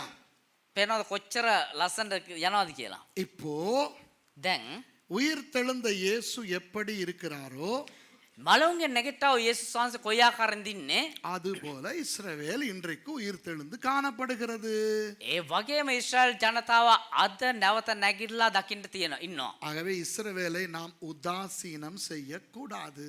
ඒ නිසා ඒ ඊශ්‍රායල් ජනතාව අපි කම්මැලි කරන්න එහෙම නැත්නම් නෑ. අජීවී කරන්න හොඳ නැහැ. නෑ නෑ ඉස්රායල් ජනතාව ගැන අපි මොකද්ද අපි ඒක මේ එපා කරන්න හොඳ නැහැ. ඒක අපි අයින් කරන්න හොඳ නැහැ. බැහැ දකින්න බැහැර කරන්න. බැහැර කරන්න හොඳ නැහැ. So just like Jesus rose again from the dead and he lived, Israel has risen again and it is living. We should not ignore Israel. Okay? அதாவது இஸ்ரவேல் இப்போ இருக்கிற நிலை என்னவென்று சொல்லவா? ඒ කියන්නේ ඊශ්‍රායල් ජනතාව දැන් ඉන්නව තත්ත්වය මොකක්ද කියලා කියන්නද? உயிர் தெழுந்த இயேசு නැවත නැගිට්ටව යේසුස් எடுத்துக்கொள்ளப்படும் வரை எப்படி 40 நாட்கள் வாழ்ந்தாரோ නැවත ඔස්සව ගන්නකන් දින 40ක් කොහොමද හිටියේ? அந்த நிலையில் இன்றைக்கு இஸ்ரவேல் இருக்கிறது. ඒ තත්ත්වයේ ඊශ්‍රායල් ජනතාව ඉන්නවා. So today Israel is just like Jesus from the time he rose again from the dead till the time he ascended into heaven. Okay? ஒரே ஒரு விஷயம் இயேசுவுக்கு நடந்தது இஸ்ரவேலுக்கு நடக்கவில்லை. එකම එක කාරණාවක් යේසුස් වහන්සේට සිද්ධ වුණා වූ එකම එක කාරණාවක් ඊශ්‍රායල් ජනතාවට සිද්ධ වුන්නේ නැහැ. ஆனால் நடக்கும். හැබැයි සිද්ධ වෙනවා. There is one thing that happened in Jesus has not happened in Israel, but it will happen. What is that? මොකද්ද? எடுத்துக்கொள்ளப்படுதல். ඔසවා ගනු ලැබීම. Ascension. இயேசு பரலோகத்துக்கு எடுத்துக்கொள்ளப்பட்டார். යේසුස් වහන්සේ ස්වර්ගයට ඔසවා ගන්න ලැබුවා. இப்போ பிரச்சனை என்னவென்றால் දැන් ප්‍රශ්නය මොකද්ද කියනවා නම් இஸ்ரவேல் இன்னும் பரலோகத்துக்கு எடுத்துக்கொள்ளப்படவில்லை. இஸ்ரவேலிலே இருக்கிறது. ඊශ්‍රායල් තාම ඔසවා ගත්තේ නැහැ ස්වර්ගයට තාම ඊශ්‍රායල් වල ඉන්නවා. Israel has not yet been ascended. It's still there in Israel. ஆனால் இது எடுத்துக்கொள்ளப்படும் என்று வேதத்திலே ரோமர் 11:25 இருந்து தீர்க்க தரிசனமாய் பவுல் சொல்வதை வாசிக்கலாம். හැබැයි ඕන් ඔසව ගන්නවා කියන එක අනාගත වාක්‍යයක් විදිහට රෝම 11 වෙනි පරිච්ඡේදයේ 25 ඉඳන් 26 වෙනි පදයේ තියෙනවා. Romans chapter 11 verses 25 and 26 says that Israel will be ascended. Right? மேலும் சகோதரரே நீங்கள் உங்களையே புத்திமான்கள் என்று எண்ணாதபடிக்கு ஒரு ரகசியத்தை நீங்கள் அறிய வேண்டும் என்று இருக்கிறேன். படிப்படியா வாசிப்போம். මක්නිසාද සහෝදරනි නුඹලාම ඥානවන්තය නොසිතන පිණිස මේ අභිරහස නුඹලා නොදැන සිටිනවට නොකමැත්තෙමි. Yes. For I would not, brethren, that ye should be ignorant of this mystery. சகோதரரே என்று யாரை அழைக்கிறார் பவுல்? සහෝදරයෝ කියලා කාවද පවුල් කතා කරන්නේ? 11ஆம் அதிகாரம் ரோமர் 11ஆம் அதிகாரம் புறஜாதியாராகிய நமக்கு சொல்லப்பட்டிருக்கிறது. රෝම 11 වෙනි පරිච්ඡේදය ඇවිල්ලා අන්‍ය ජාතිකයින් වෙන අපිට කතා කරන්නේ. Brethren in chapter 11 of Romans refers to the Gentiles. That's us. அப்போ யூதர்கள் அல்லாத இஸ்ரவேலர்கள் அல்லாத நமக்கு பவுலடியார் சொல்லுகிறார். එමණ යුදෙවෝ එහෙම නැත්නම් ඊශ්‍රායල් වල නොවන අපිට පවුල්තුමා කියනවා சகோதரரே. සහෝදරයනි. Okay, Paul is referring to the Gentiles, us, and he's saying, brethren, நீங்கள் உங்களையே புத்திமான்கள் என்று எண்ணாதபடிக்கு ஒரு ரகசியத்தை சொல்லுகிறேன். නුඹලා ඥානවන්තය නොසිතන පිණිස මේ අභිරහස correction එක. මේ ඔක්කොම අපි දිහා බලන්න. එංගල පාරංග look at us, right? Now read that bit. Look how he says. For I would not, brethren, that ye should be ignorant of this mystery, What is the rest? that ye should be wise in your own conceits. Don't try to be too smart in your own eyes.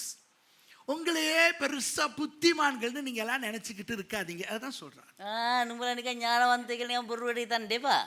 உங்களுக்கு எல்லாம் தெரியும்னு நினைக்காதீங்க. ஓகேயா? அப்படிதான் சொல்றான். ඔයාලා සේරම දන්නවා කියලා නේ හිතන්න එපා. Paul is saying, don't think you are too smart, okay? There are things that you don't know. Don't think that you know everything just because you have the Holy Spirit, that just because you are a Christian. சும்மா நீங்க ரட்சிக்கப்பட்டுட்டீங்கன்ட்டு අයියෝ නිකන් මේවා ගැලීම ලැබුවා කියලා நீங்க ஊழியம் செய்றீங்கன்ட்டு වා සේවය කරනවා කියලා அந்நிய பாஷை பேசுறீங்கன்ட்டு අන්‍ය භාෂාව කතා කරනවා කියලා தரிசனம் காண்றீங்கன்ட்டு මේ දර්ශන දකිනවා කියලා. தீர்க்க தரிசனம் சொல்றீங்கன்ட்டு, අනාගත වාක්‍ය කියනවා කියලා. அற்புதம் செய்றீங்கன்ட்டு, මේ පුදුම හාස්කම් කරනවා කියලා. பெரிய சர்ச் வச்சிருக்கிறீங்கன்ட்டு, ලොකු චර්ච් එකක් තියන් ඉන්නවා කියලා. நீங்க தான் பெரிய புத்திமான்னு நினைக்காதீங்க. ஓகேயா? ඔයා තමයි ලොකු ප්‍රඥාවන්තයෙක් කියලා හිතන්න එපා. හරිද? அப்படின்னு சொல்றார் எங்களை பார்த்து. එහෙම තමයි අපිව බල්ලා කියන්නේ. இதை விட அவர் பவுல் உயிரோட வந்து செருப்பால் அடிச்சிட்டு திரும்ப போயிருந்தாருன்னா நான் லேசா இருந்திருக்கும். මීට වඩා පවුල් නැවත නැගිටලා ඇවිල්ලා අපිට සෙරප්පුවෙන් ගහලා ගියා නා. Look, I mean, he's telling us, hey, don't try to be too smart just because you guys have the Holy Spirit, you are baptized, you are Christians. விளங்குதா? ஆனா நமக்கு சிலருக்கு அந்த அந்த ஒரு பிரச்சனை இருக்கு கிறிஸ்தவங்களுக்கு. හැබැයි මේ සමහර කිතුනොන්ට අපිට මේ ප්‍රශ්නේ තියෙනවා. நாம் ஆவிக்குரிய இஸ்ரவேலர்கள். අපි ආත්මික Israel වරු. Some Christians are so proud. We are the spiritual Israel. We are the spiritual seed of Abraham. நாங்கள் தான் ஆபிரகாமினுடைய வித்து, ஆவிக்குரிய வித்து. අපි තමයි ආබ්‍රහම්ගේ ආත්මික බීජය. அவருடைய சந்ததி நாங்கள் தான். ඒගේගේ වංශය අපි තමයි. இப்ப இஸ்ரவேல் எல்லாம் தேவையில்லை. No no. එතකොට දැන් එන ඊශ්‍රායල් වරු අවශ්‍ය නැහැ. பவுல் சொல்றார், පවුල්තුමා කියනවා வரா உன்னை பத்தி நினைச்சிக்கிறாதேங்கறார். නික ඕනෙට වැඩි ඔයාගෙන හිතන්න එපා. Paul is saying, don't think too high of yourself. I'll tell you a secret, he says. நான் ஒரு ரகசியத்தை சொல்லுகிறேன்ங்கறார். பாப்பா என்ன මම එක ரகசியம்? රහසක් කියන්නම් කියලා කියනවා. அது என்னவெனில், புறஜாதியாருடைய நிறைவு உண்டாகும் வரைக்கும் இஸ்ரவேலில் ஒரு பங்கு கடினமான மனதுண்டாய் இருக்கும். එනම් අන්‍ය ජාතින් සම්පූර්ණත්වයට පැමිණෙන තුරු ඊශ්‍රායල් වන්ට තරමක් දුරට දැඩිකමක් පැමිණ තිබෙන බවය. That blindness in part is happened to Israel until the fullness of the Gentiles be come in. அதாவது புறஜாதியாருக்கு சுவிசேஷம் முழுக்க இன்னும் போகவில்லை அல்லவா? ඒ කියන්නේ අන්‍ය ජාතින් තාම සම්පූර්ණව සුභාරංචි ගියේ නෑනේ. எல்லா புறஜாதியாருக்கும் சுவிசேஷம் போகிற வரைக்கும் අන්‍ය ජාතින් සියලු දෙනාටම සුභාරංචි යනකම් இஸ்ரவேலரில் ஒரு பகுதியினருக்கு இருதய கடினம் இருக்குமாம். ඒ ඊශ්‍රායල් ජනතාවගේ එක හදවතේ දැඩිකමක් ඇතුව ඉන්නවලු. Not all Gentiles know the gospel. Okay, the fullness of the gospel being preached to the Gentiles is yet to occur. Until then, one part of Israel will be stiff-necked. இப்போ இன்றைக்கு இஸ்ரவேலுக்கு நீங்கள் போனால் දැන් අද දවසේ අද මේ කාලේ ඔබ ඊශ්‍රායල් වලට ගියා නම් புதிய ஏற்பாட்டை ஏற்றுக்கொள்ளாத யூதர்கள் உண்டு. අලුත් ජීසුන් පිළිගන්නේ නැති යුදෙවරුත් ඉන්නවා. அவர்களை பற்றி தான் சொல்லப்பட்டிருக்கிறது. ඒගොල්ලෝ ගැන තමයි කියන්නේ. எவ்வளவு நாட்களுக்கு அவர்கள் அப்படி இருப்பார்களாம்? කොච්චර කාලයකට ඒගොල්ලෝ එහෙම ඉන්නවද? புறஜாதியாருக்கெல்லாம் சுவிசேஷம் போய் சேரும் வரை. අන්‍ය ජාතින් සියලු දෙනාම සුභාරංචි යනකම්. Today some Israelites don't believe in the New Testament. Why? Until the fullness of Gentiles, until the gospel is preached to all the Gentiles. Okay? ஆனால் பவுல் தீர்க்க தரிசனமாய் சொல்லுகிறார். හැබැයි පවුල්තුමා අනාගත වාක්‍යයක් ඉදිරිය කියනවා. But Paul is prophesying in verse 26. 26லே அவர் தீர்க்க தரிசனம் சொல்லுகிறார். 26 අනාගත වාක්‍යයක් ඉදිරිය කියනවා. இந்த பிரகாரம் இஸ்ரவேலர் எல்லாரும் ரட்சிக்கப்படுவார்கள். මේ ආකාරයෙන් මුළු ඊශ්‍රායල් ගලවනු ලබන්නේය. And so all Israel shall be saved. Hello கவனிக்கிறீங்களா எல்லாரும்? අවධානය දෙන්න සියලු දෙනාම. நான் ஒரு தமிழன். මම එක සිංහලෙක්. எனக்கு தமிழ் மேல ரொம்ப பற்று அதிகம். මට සිංහල ගැන ඉතා දැඩි වූ ප්‍රේමයක්. தமிழர்கள் எல்லாரும் நன்றாய் இருக்க வேண்டும் என்று விரும்புகிறேன். සිංහල ජනතාව සියලු දෙනාම හොඳින් ඉන්න ඕනේ කියලා කැමති වෙනවා. ஆனால் வேதத்தில் எங்கேயுமே இல்லை හැබැයි බයිබලයේ කොහෙවත් නැහැ தமிழர்கள் எல்லாரும் ரட்சிக்கப்படுவார்கள் என்று. සිංහල අය සියලු දෙනාම ගැලවීම ලබනවා කියලා. I love America, Daniel. You know, I love America. You know, that's why I come there every year, 2 months, right? But the Bible doesn't say that all America will be saved. All Europe will be saved. All India will be saved. All Sri Lanka will be saved. இலங்கை முழுக்க ரட்சிக்கப்படும் பைபிள்ல இல்ல. ලංකාව සම්පූර්ණයෙන්ම ගැලවීම ලබනවා කියලා බයිබලයේ නැහැ. India முழுக்க ரட்சிக்கப்படும் பைபிள்ல இல்ல. ඉන්දියාව සම්පූර්ණයෙන්ම ගැලවීම ලබනවා කියලා බයිබලයේ නැහැ. அமெரிக்கா முழுக்க ரட்சிக்கப்படும் பைபிள் இல்ல. ඇමරිකාව සම්පූර්ණයෙන්ම ගැලවීම ලබනවා කියලා බයිබලයේ නැහැ. பைபிள் இருக்கா? බයිබලයේ තියනවද? இருந்தா காட்டுங்க. තියනවා නම් පෙන්නන්න. ஆனால் இப்போ வாசித்த வசனத்துல என்ன சொல்லி இருக்கிறது? හැබැයි දැන් කියව වචනේ මොනවද තියෙන්නේ? எல்லாரும் சத்தமா வாசிங்க. அந்த துண்டை மாத்திரம் வாசிங்க. 1 2 3 சொல்லி வாசிப்போம். සියලු දෙනාම ඒ අවසාන කොටස විතරක් කියවමු. But what does the Bible say? Let's all read, okay? தமிழ்ல சொல்லுவோம் எல்லாரும். ஓகே? 1 2 3. இந்த பிரகாரம் இஸ்ரவேலர் எல்லாரும் ரட்சிக்கப்படுவார்கள். வாவ். சிங்க நீங்க. සිංහල අය කියවමු. මේ ආකාරයෙන් මුළු ඊශ්‍රායල් ගලවනු ලබන්නේය. Let's all say that in English with Ruthie. Come on. Yeah. And so all And Israel so shall all be saved. Israel shall be saved. Say that. And so all Israel shall be saved. It doesn't say all England. குறைஞ்சபட்சம் අඩුම තරමේ. வவுனியா முழுக்க ரட்சிக்கப்படும்னாவது இருக்குதா பைபிள்ல? වවුනියාව සම්පූර්ණයෙන්ම ගැලවෙ ලබන කියලාවත් තියෙනවද බයිබලේ? யாழ்ப்பாண தமிழர்கள் மாத்திரம் ரட்சிக்கப்படுவார்கள்னாவது இருக்குதா? යාපනයේ දෙමළ ජනතාව විතරක් ගැලවෙ ලබන කියලාවත් තියෙනවද? மலைநாட்டு தமிழர்கள் யாவரும் ரட்சிக்கப்படுவார்கள் இருக்குதா? මේ කඳුකරේ දෙමළ ජනතාව එහෙම නැත්නම් සිංහල ජනතාව ගැලවෙ ලබනවා කියලා තියෙනවද? எல்லா இனங்களிலும் ஜனங்கள் ரட்சிக்கப்படுவார்கள். ලංකාවේ හැම ජනතාවම ගැලවීම ලබ லங்காவினே லோகே ලෝකේ හැමෝම ගැලවීම ලබයි. எல்லாரும் யாவரும் ரட்சிக்கப்பட மாட்டார்கள். හැමෝම ගැලවීම ලබන්නේ නැහැ. Yes, people will be saved from all communities and all ethnicities, but not all, everyone in those ethnicities shall be saved. But about Israel, God says, all Israel shall be saved. It's a prophecy in the New Testament. புதிய ஏற்பாட்டில் இருக்கிறது இந்த தீர்க்க தரிசனம். අලුත් ජීවිතයේ තියෙන මේ අනාගත වාක්‍යය. வழங்குதா? ஐயோ பாஸ்டர் எங்களுக்கு இஸ்ரவேல் வேணாம். අයියෝ පාස්ටර් අපිට ඊශ්‍රායල් ඕනේ නැහැ. ஏன்? ඇයි? அது பழைய ஏற்பாடு. ඒක පරණ ජීවිතය. ஹலோ, ரோமர் புதிய ஏற்பாட்டில தான் இருக்கு. මේක රෝම පොත තියෙන්නේ අලුත් ජීවිතේ තමයි. The book of Romans is in the New Testament. Pavul தான் சொல்றார், பழைய ஏற்பாட்டு தீர்க்கதரிசி ஏசாயா, எரேமியா, எசேக்கியேல பத்தி நான் பேசல. මේ පරණ ජීවිතේ අනාගත වතුර එසේකියල් යසායා එරමියා ගැන මේ කතා කරන්නේ මේ පවුල් තුමා කතා I කරන්නේ. am not talking about the Old Testament prophets like Isaiah, Jeremiah, Ezekiel and Daniel. I'm talking about a New Testament apostle Paul who prophesies all Israel shall be saved.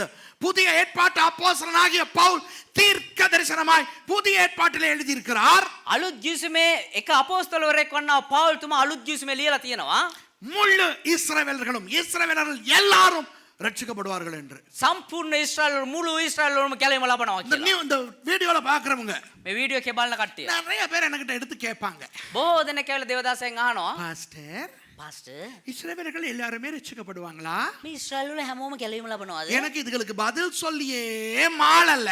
මේකට උත්තර දීලාම එපා වෙලා තියෙන්නේ. இனி யாரும் கேட்க கூடாது. ආයෙ කවුරුත් අහන්න හොඳ නැහැ. சுரேஷ் பதில் கொடுக்கணுமா? මේ පාස් සුරේෂ් උත්තර දෙන්න ඕනද? தேவையே இல்லை. ආයෙ දෙන්න ඕනෙම නැහැ. யார் சொல்லி இருக்கிறா? කවුද කියලා තියෙන්නේ? வேதம், බයිබලය, பரிசுத்த ஆவியானவர், සුදාත්මයන් වහන්සේ, பவுல் அடியார். පවුල් තුමා. ரோமர் 11:26 சொல்லப்பட்டிருக்கிறது, රෝම 11:26 වෙනි පදේ කියනවා இஸ்ரவேலர் எல்லாரும் ரட்சிக்கப்படுவார்கள். அவ்வளவுதான். ඊශ්‍රායල් සියලු දෙනාම ගැලවීම ලබනවා. Not එච්චරයි. Suresh. The Bible says, the apostle Paul says through the inspiration of the Holy Spirit that all Israel shall be saved. அது எப்படி? ඒ කොහොමද?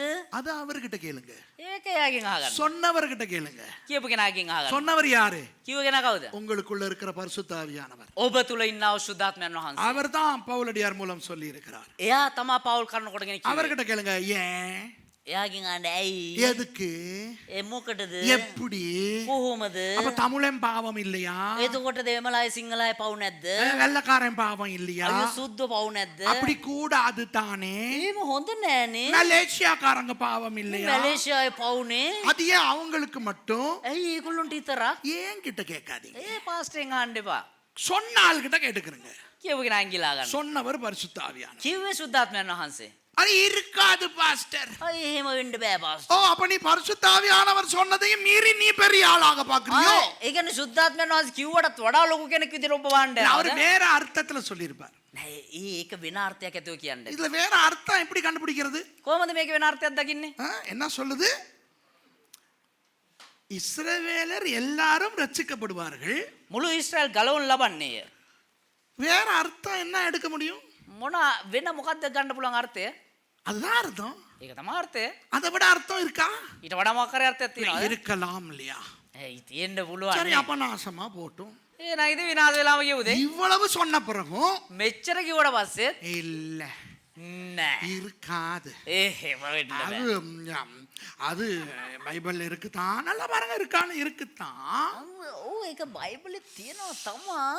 ஆனா ஆனா இது மூஞ்சில குத்தணும். வேற என்ன செய்ய? හැබැයි හොම්බඩ ඉන්න ඕන. Some people are so naive, stupid, idiosyncratic that even after the Bible explicitly, openly, vividly, plainly says says that all Israel shall be saved, some people think, nah, it can't be. It may not be. It may have a different idea. விளங்குதா உங்களுக்கு? තෙන්නවද ඔබට? இப்போ சொல்லுங்க, இஸ்ரவேல் முக்கியமா ஸ்ரீலங்கா முக்கியமா? දැන් කියන්නේ ශ්‍රී ලංකාව වැදගත්ද ඊශ්‍රායල් වැදගත්ද? இஸ்ரவேல். ඊශ්‍රායල්. இலங்கையர்கள் முக்கியமா இஸ்ரவேல்கள் முக்கியமா? ලංකාව වැදගත්ද? லங்காவே අය වැදගත්ද ඊශ්‍රායල් අය වැදගත්ද? Now tell me, are the Americans important or are the Israelites important? Israelites. Europeans or Israelites? Japanese or Israelites? விளங்குதா? තෙන්නවද? இஸ்ரவேலர்கள் ஒரு வித்தியாசமான ஆளுகப்பா. ඊශ්‍රායල් කියන්නේ එක විශේෂ වෙනස් වූ ජාතියක්. அவங்களோட மோதவே வேண்டாமா. ඒගොල්ලොත් එක්ක හැප්පෙන්න යන්න එපා. இஸ்ரவேலர்கள் எல்லாரும் ரட்சிக்கப்படுவார்கள். ஆகவே ரட்சிக்கப்படுகிறவர்கள் எல்லாரும் எடுத்துக்கொள்ளப்படுவார்கள். ඒ නිසා ඒගොල්ලෝ සියලු දෙනාම ගැලීම ලබනවා. ගැලීම ලබන හැම කෙනෙක්ම ඔසවා ගන්න ලබනවා. சபை எடுத்துக்கொள்ளப்படும் பொழுது அல்ல. සභාව ඔසවා ගන්නව මොහොතේදී නෙවෙයි. Israel will not be raptured with the church. That's a different ball game. ஆனால் சபை எடுத்துக்கொள்ளப்பட்ட பிறகு அவர்களுக்கு என்ன 7 வருஷம் வருகிறதே. හැබැයි සභාව ඔසවා ගත්තාට පස්සේ ඒගොල්ලන්ට අවුරුදු 7ක් තියෙනවනේ. அதுதான் அவர்களுக்கான கடைசி 7 வருஷம். அதிலே அவர்கள் எல்லாரும் ரட்சிக்கப்படுவார்கள். ඒක තමයි ඒගොල්ලොන්ගේ අවසාන අවුරුදු 7. ඒ කාලේදී හැමෝම ගැලවීම ලබනවා. After the rapture of the church, there'll be 7 years for the Jews, during the period of which they will all be saved. During those 7 years, they will all accept the Lord Jesus as their personal savior. அந்த 7 வருஷங்களில் அவர்கள் எல்லாரும் கர்த்தராகிய இயேசுவை தங்கள் சொந்த இரட்சகராக ஏற்றுக்கொள்வார்கள். ඒ අවුරුදු 7ේදී ඒගොල්ලෝ තමුන්ගේ ගැලවුම් කාර්යය විදිහට යේසුස් ක්‍රිස්තුස් වහන්සේව පිළිගන්නවා. எல்லாரும் ஒரே சப்தமாய் அவர்கள் சொல்வார்கள் அஜனாய் யெஷுவா ஹமெஷியா என்று இயேசுவை தங்களுடைய மேசியா என்று அறிக்கை செய்வார்கள். வழங்குதா? පාස්ම කියන්නේ. ඒ අවුරුදු 7 ඉවර වෙනකොට ඒගොල්ලෝ සේරම ඒගොල්ලන්ගේ භාෂාවෙන් අජනායි යෙෂුවා හමෙෂියා යේසුස් වහන්සේ අපේ මෙෂියස් වහන්සේ කියලා කියයි. Towards the end of those 7 years, all Israel in one voice would say to Jesus, Adonai Yeshua HaMashiach, you are our Lord and Savior. இந்த தீர்க்க தரிசனம் ரோமர் 11:26 இருக்கிறது. ஓகே, මේ අනාගත වාක්‍ය රෝම 11:26 වෙනි පදේ තියෙනවා. இப்போ கடைசியாக දවසාන වශයෙන් பெயர், නම இயேசுவினுடைய பெயர் යේසුස් වහන්සේගේ නම ඇවිල්ලා சமாதானத்தின் குமாரர், சமாதான பிரபு. සමාදානයේ කුමාරයා. Okay, the name of Jesus is the Prince of Peace, one of the names. Israel என்றால் என்ன? ඉස්රායල් කියන එකේ තේරුම මොකක්ද? ரெண்டு அர்த்தம் இருக்கிறது. අර්ථ දෙකක් තියෙනවා. ஒன்று கர்த்தரோடு தேவனோடு போராடுபவன், එකක් දෙවියන් වහන්සේත් එක්ක පොර බදන්නා, அடுத்தது தேவனுடைய இளவரசன். අනිත් එක දෙවියන් වහන්සේගේ කුමාරයා. There are two meanings to the name Israel. Israel. One, the one who wrestles with God, and the other is the Prince of God. ஆகவே சமாதானத்தின் இளவரசன் என்கின்ற பெயர் இஸ்ராயல் என்ற பெயருக்குள்ளே இருக்கிறது. එතකොට සමාදානයේ කුමාරයා කියන ওই නමේ තේරුම ඉස්රායල් කියන නම තුල තියෙනවා. இயேசுவை குறித்து ஏசாயா 9:6 அந்த பெயரை பார்க்கிறோம், சமாதான பிரபு. යெசாයා පොතේ 9 වෙනි පරිච්ඡේදය 6 වෙනි පදයේ තියෙනවා ඒ සමාදානයේ කුමාරයා කියන නම. In Isaiah 9:6 we see that Jesus is called the Prince of Peace. ஆதியாகமம் 35:10 ஆண்டவர் யாக்கோபின் பெயரை இஸ்ரவேல் என்று மாற்றுகிறார். උපත්ති 35 10 වෙනි පදයේදී දෙවියන් වහන්සේ යාකෝබ්ගේ නම ඉස්රායල් කියලා මාරු In කරනවා. Genesis chapter 35 and verse 10, God changes the name of Jacob into Israel. சரி அன்பானவர்களே, இன்று இந்த பாடத்தின் நோக்கம் என்ன? හරි ප්‍රේමවන්තයනි, මේ පාඩමේ අර්ථය එහෙම නැත්නම් අරමුණ මොකද්ද? What is the purpose of this message? ரெண்டு நோக்கங்கள் உண்டு. අරමුණු දෙකක් තියෙනවා. ஒன்று, கர்த்தர் எவ்வளவு அழகாக அடையாளமாக இஸ்ரவேலை கர்த்தராகிய இயேசுவுக்கு ஒப்பிட்டு வாழ வைத்திருக்கிறார் என்பது நமக்கு தெரிகிறது. දෙවියන් වහන්සේ කොච්චර ලස්සන්ට යේසුස් ක්‍රිස්තුස් වහන්සේව සංකේතවත් වන ආකාරයට ඉස්රායල් ජාතිය සංකේතවත් කරලා තියෙනවාද කියන එක පෙන්වන එක. One purpose is for us to see how beautifully God has laid things up for Israel to symbolically demonstrate what would transpire in the life of Jesus. இரண்டாவது நோக்கம் என்ன தெரியுமா? දෙවෙනි අරමුණ මොකක්ද දන්නවද? கிறிஸ்தவர்களாகிய நாம் කිතුනුවන් වන්නා අපි இஸ்ரவேல் மூலமாகவும் இயேசுவை பார்க்க வேண்டும். ඊශ්‍රායල් ජනතා මේ යේසුස් ක්‍රිස්තුස් වහන්සේ තුලිනුත් ඊශ්‍රායල් ජනතාව දිහා බලන්න ඕනේ. இஸ்ராயல் துளிங் இயேசுஸ் வான்சோ பலாண்டோனே அதுபோல இயேசுவுக்குள்ளாக இஸ்ரவேலையும் பார்க்க வேண்டும். ඒ වගේම යේසුස් වහන්සේ තුලින් ඊශ්‍රායල්ව බලන්න ඕනේ. The second purpose is we should look at Jesus through Israel and we must look at Israel through Jesus. கடைசி காலத்தில் நடக்க போகின்ற விஷயங்களை படிப்பதற்கும் பார்ப்பதற்கும் தெரிந்து கொள்வதற்கும் අවසාන කාලයේ සිදුවෙන්නව දේවල් දැක ගන්නත් තේරුම් ගන්නත් බලා ගන්නත් நாம் இஸ்ரவேலை பார்க்க வேண்டும். අපි ඊශ්‍රායල් දිහා බලන්න ඕනේ. இவ்வளவு காலம் இஸ்ரவேலை அடையாளமாய் வைத்தவர் මෙච්චර කාලයක් ඊශ්‍රායල්ව සංකේතවත් කරලා තිබ්බා. இனி வரும் நாட்களிலும் இஸ்ரவேலை அடையாளமாய் வைக்க மாட்டாரா?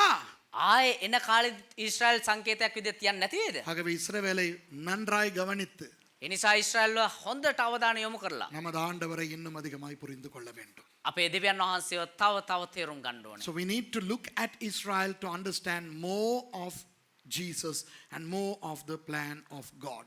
ஏனென்றால் நம்முடைய ஆண்டவர் யார் தெரியுமா? ඒ කියනවා අපේ දෙවියන් වහන්සේ කවුද දන්නවද? எல்லாரும் இதை சொல்லுங்க, நான் சொல்றது சொல்லுங்க. දේවදාසයෙක් කියන එක හැමෝම කියන්න. Elohei එලෝහි Israel. Israel. Elohei එලෝහි Israel. Israel. Elohei එලෝහි Israel. Israel. அதாவது இஸ்ரவேலின் தேவன். ஆமென். ඒ කියන්නේ ඊශ්‍රායල්හි දෙවියන් වහන්සේ. இஸ்ரவேலின் தேவன் தான் நம்முடைய தேவன். ඊශ්‍රායල්හි Okay, දෙවියන් වහන්සේ praise the අපේ Lord. දෙවියන් වහන්සේ. நிகழ்ச்சியை பார்த்த உங்கள் அனைவருக்கும் இஸ்ரவேலின் தேவன் தாமே ஆசீர்வதிப்பாராக. මේ දේව මේ බැලුවා හැම කෙනෙක්ම ඊශ්‍රායල් දෙවියන් වහන්සේ ආශිර්වාද කරන සේක්වා. So, உங்களிடத்திலிருந்து நான் விடைபெறுகிறேன். Goodbye those who are watching live. Bye. God bless you. ඔබෙන් සමගන්නවා.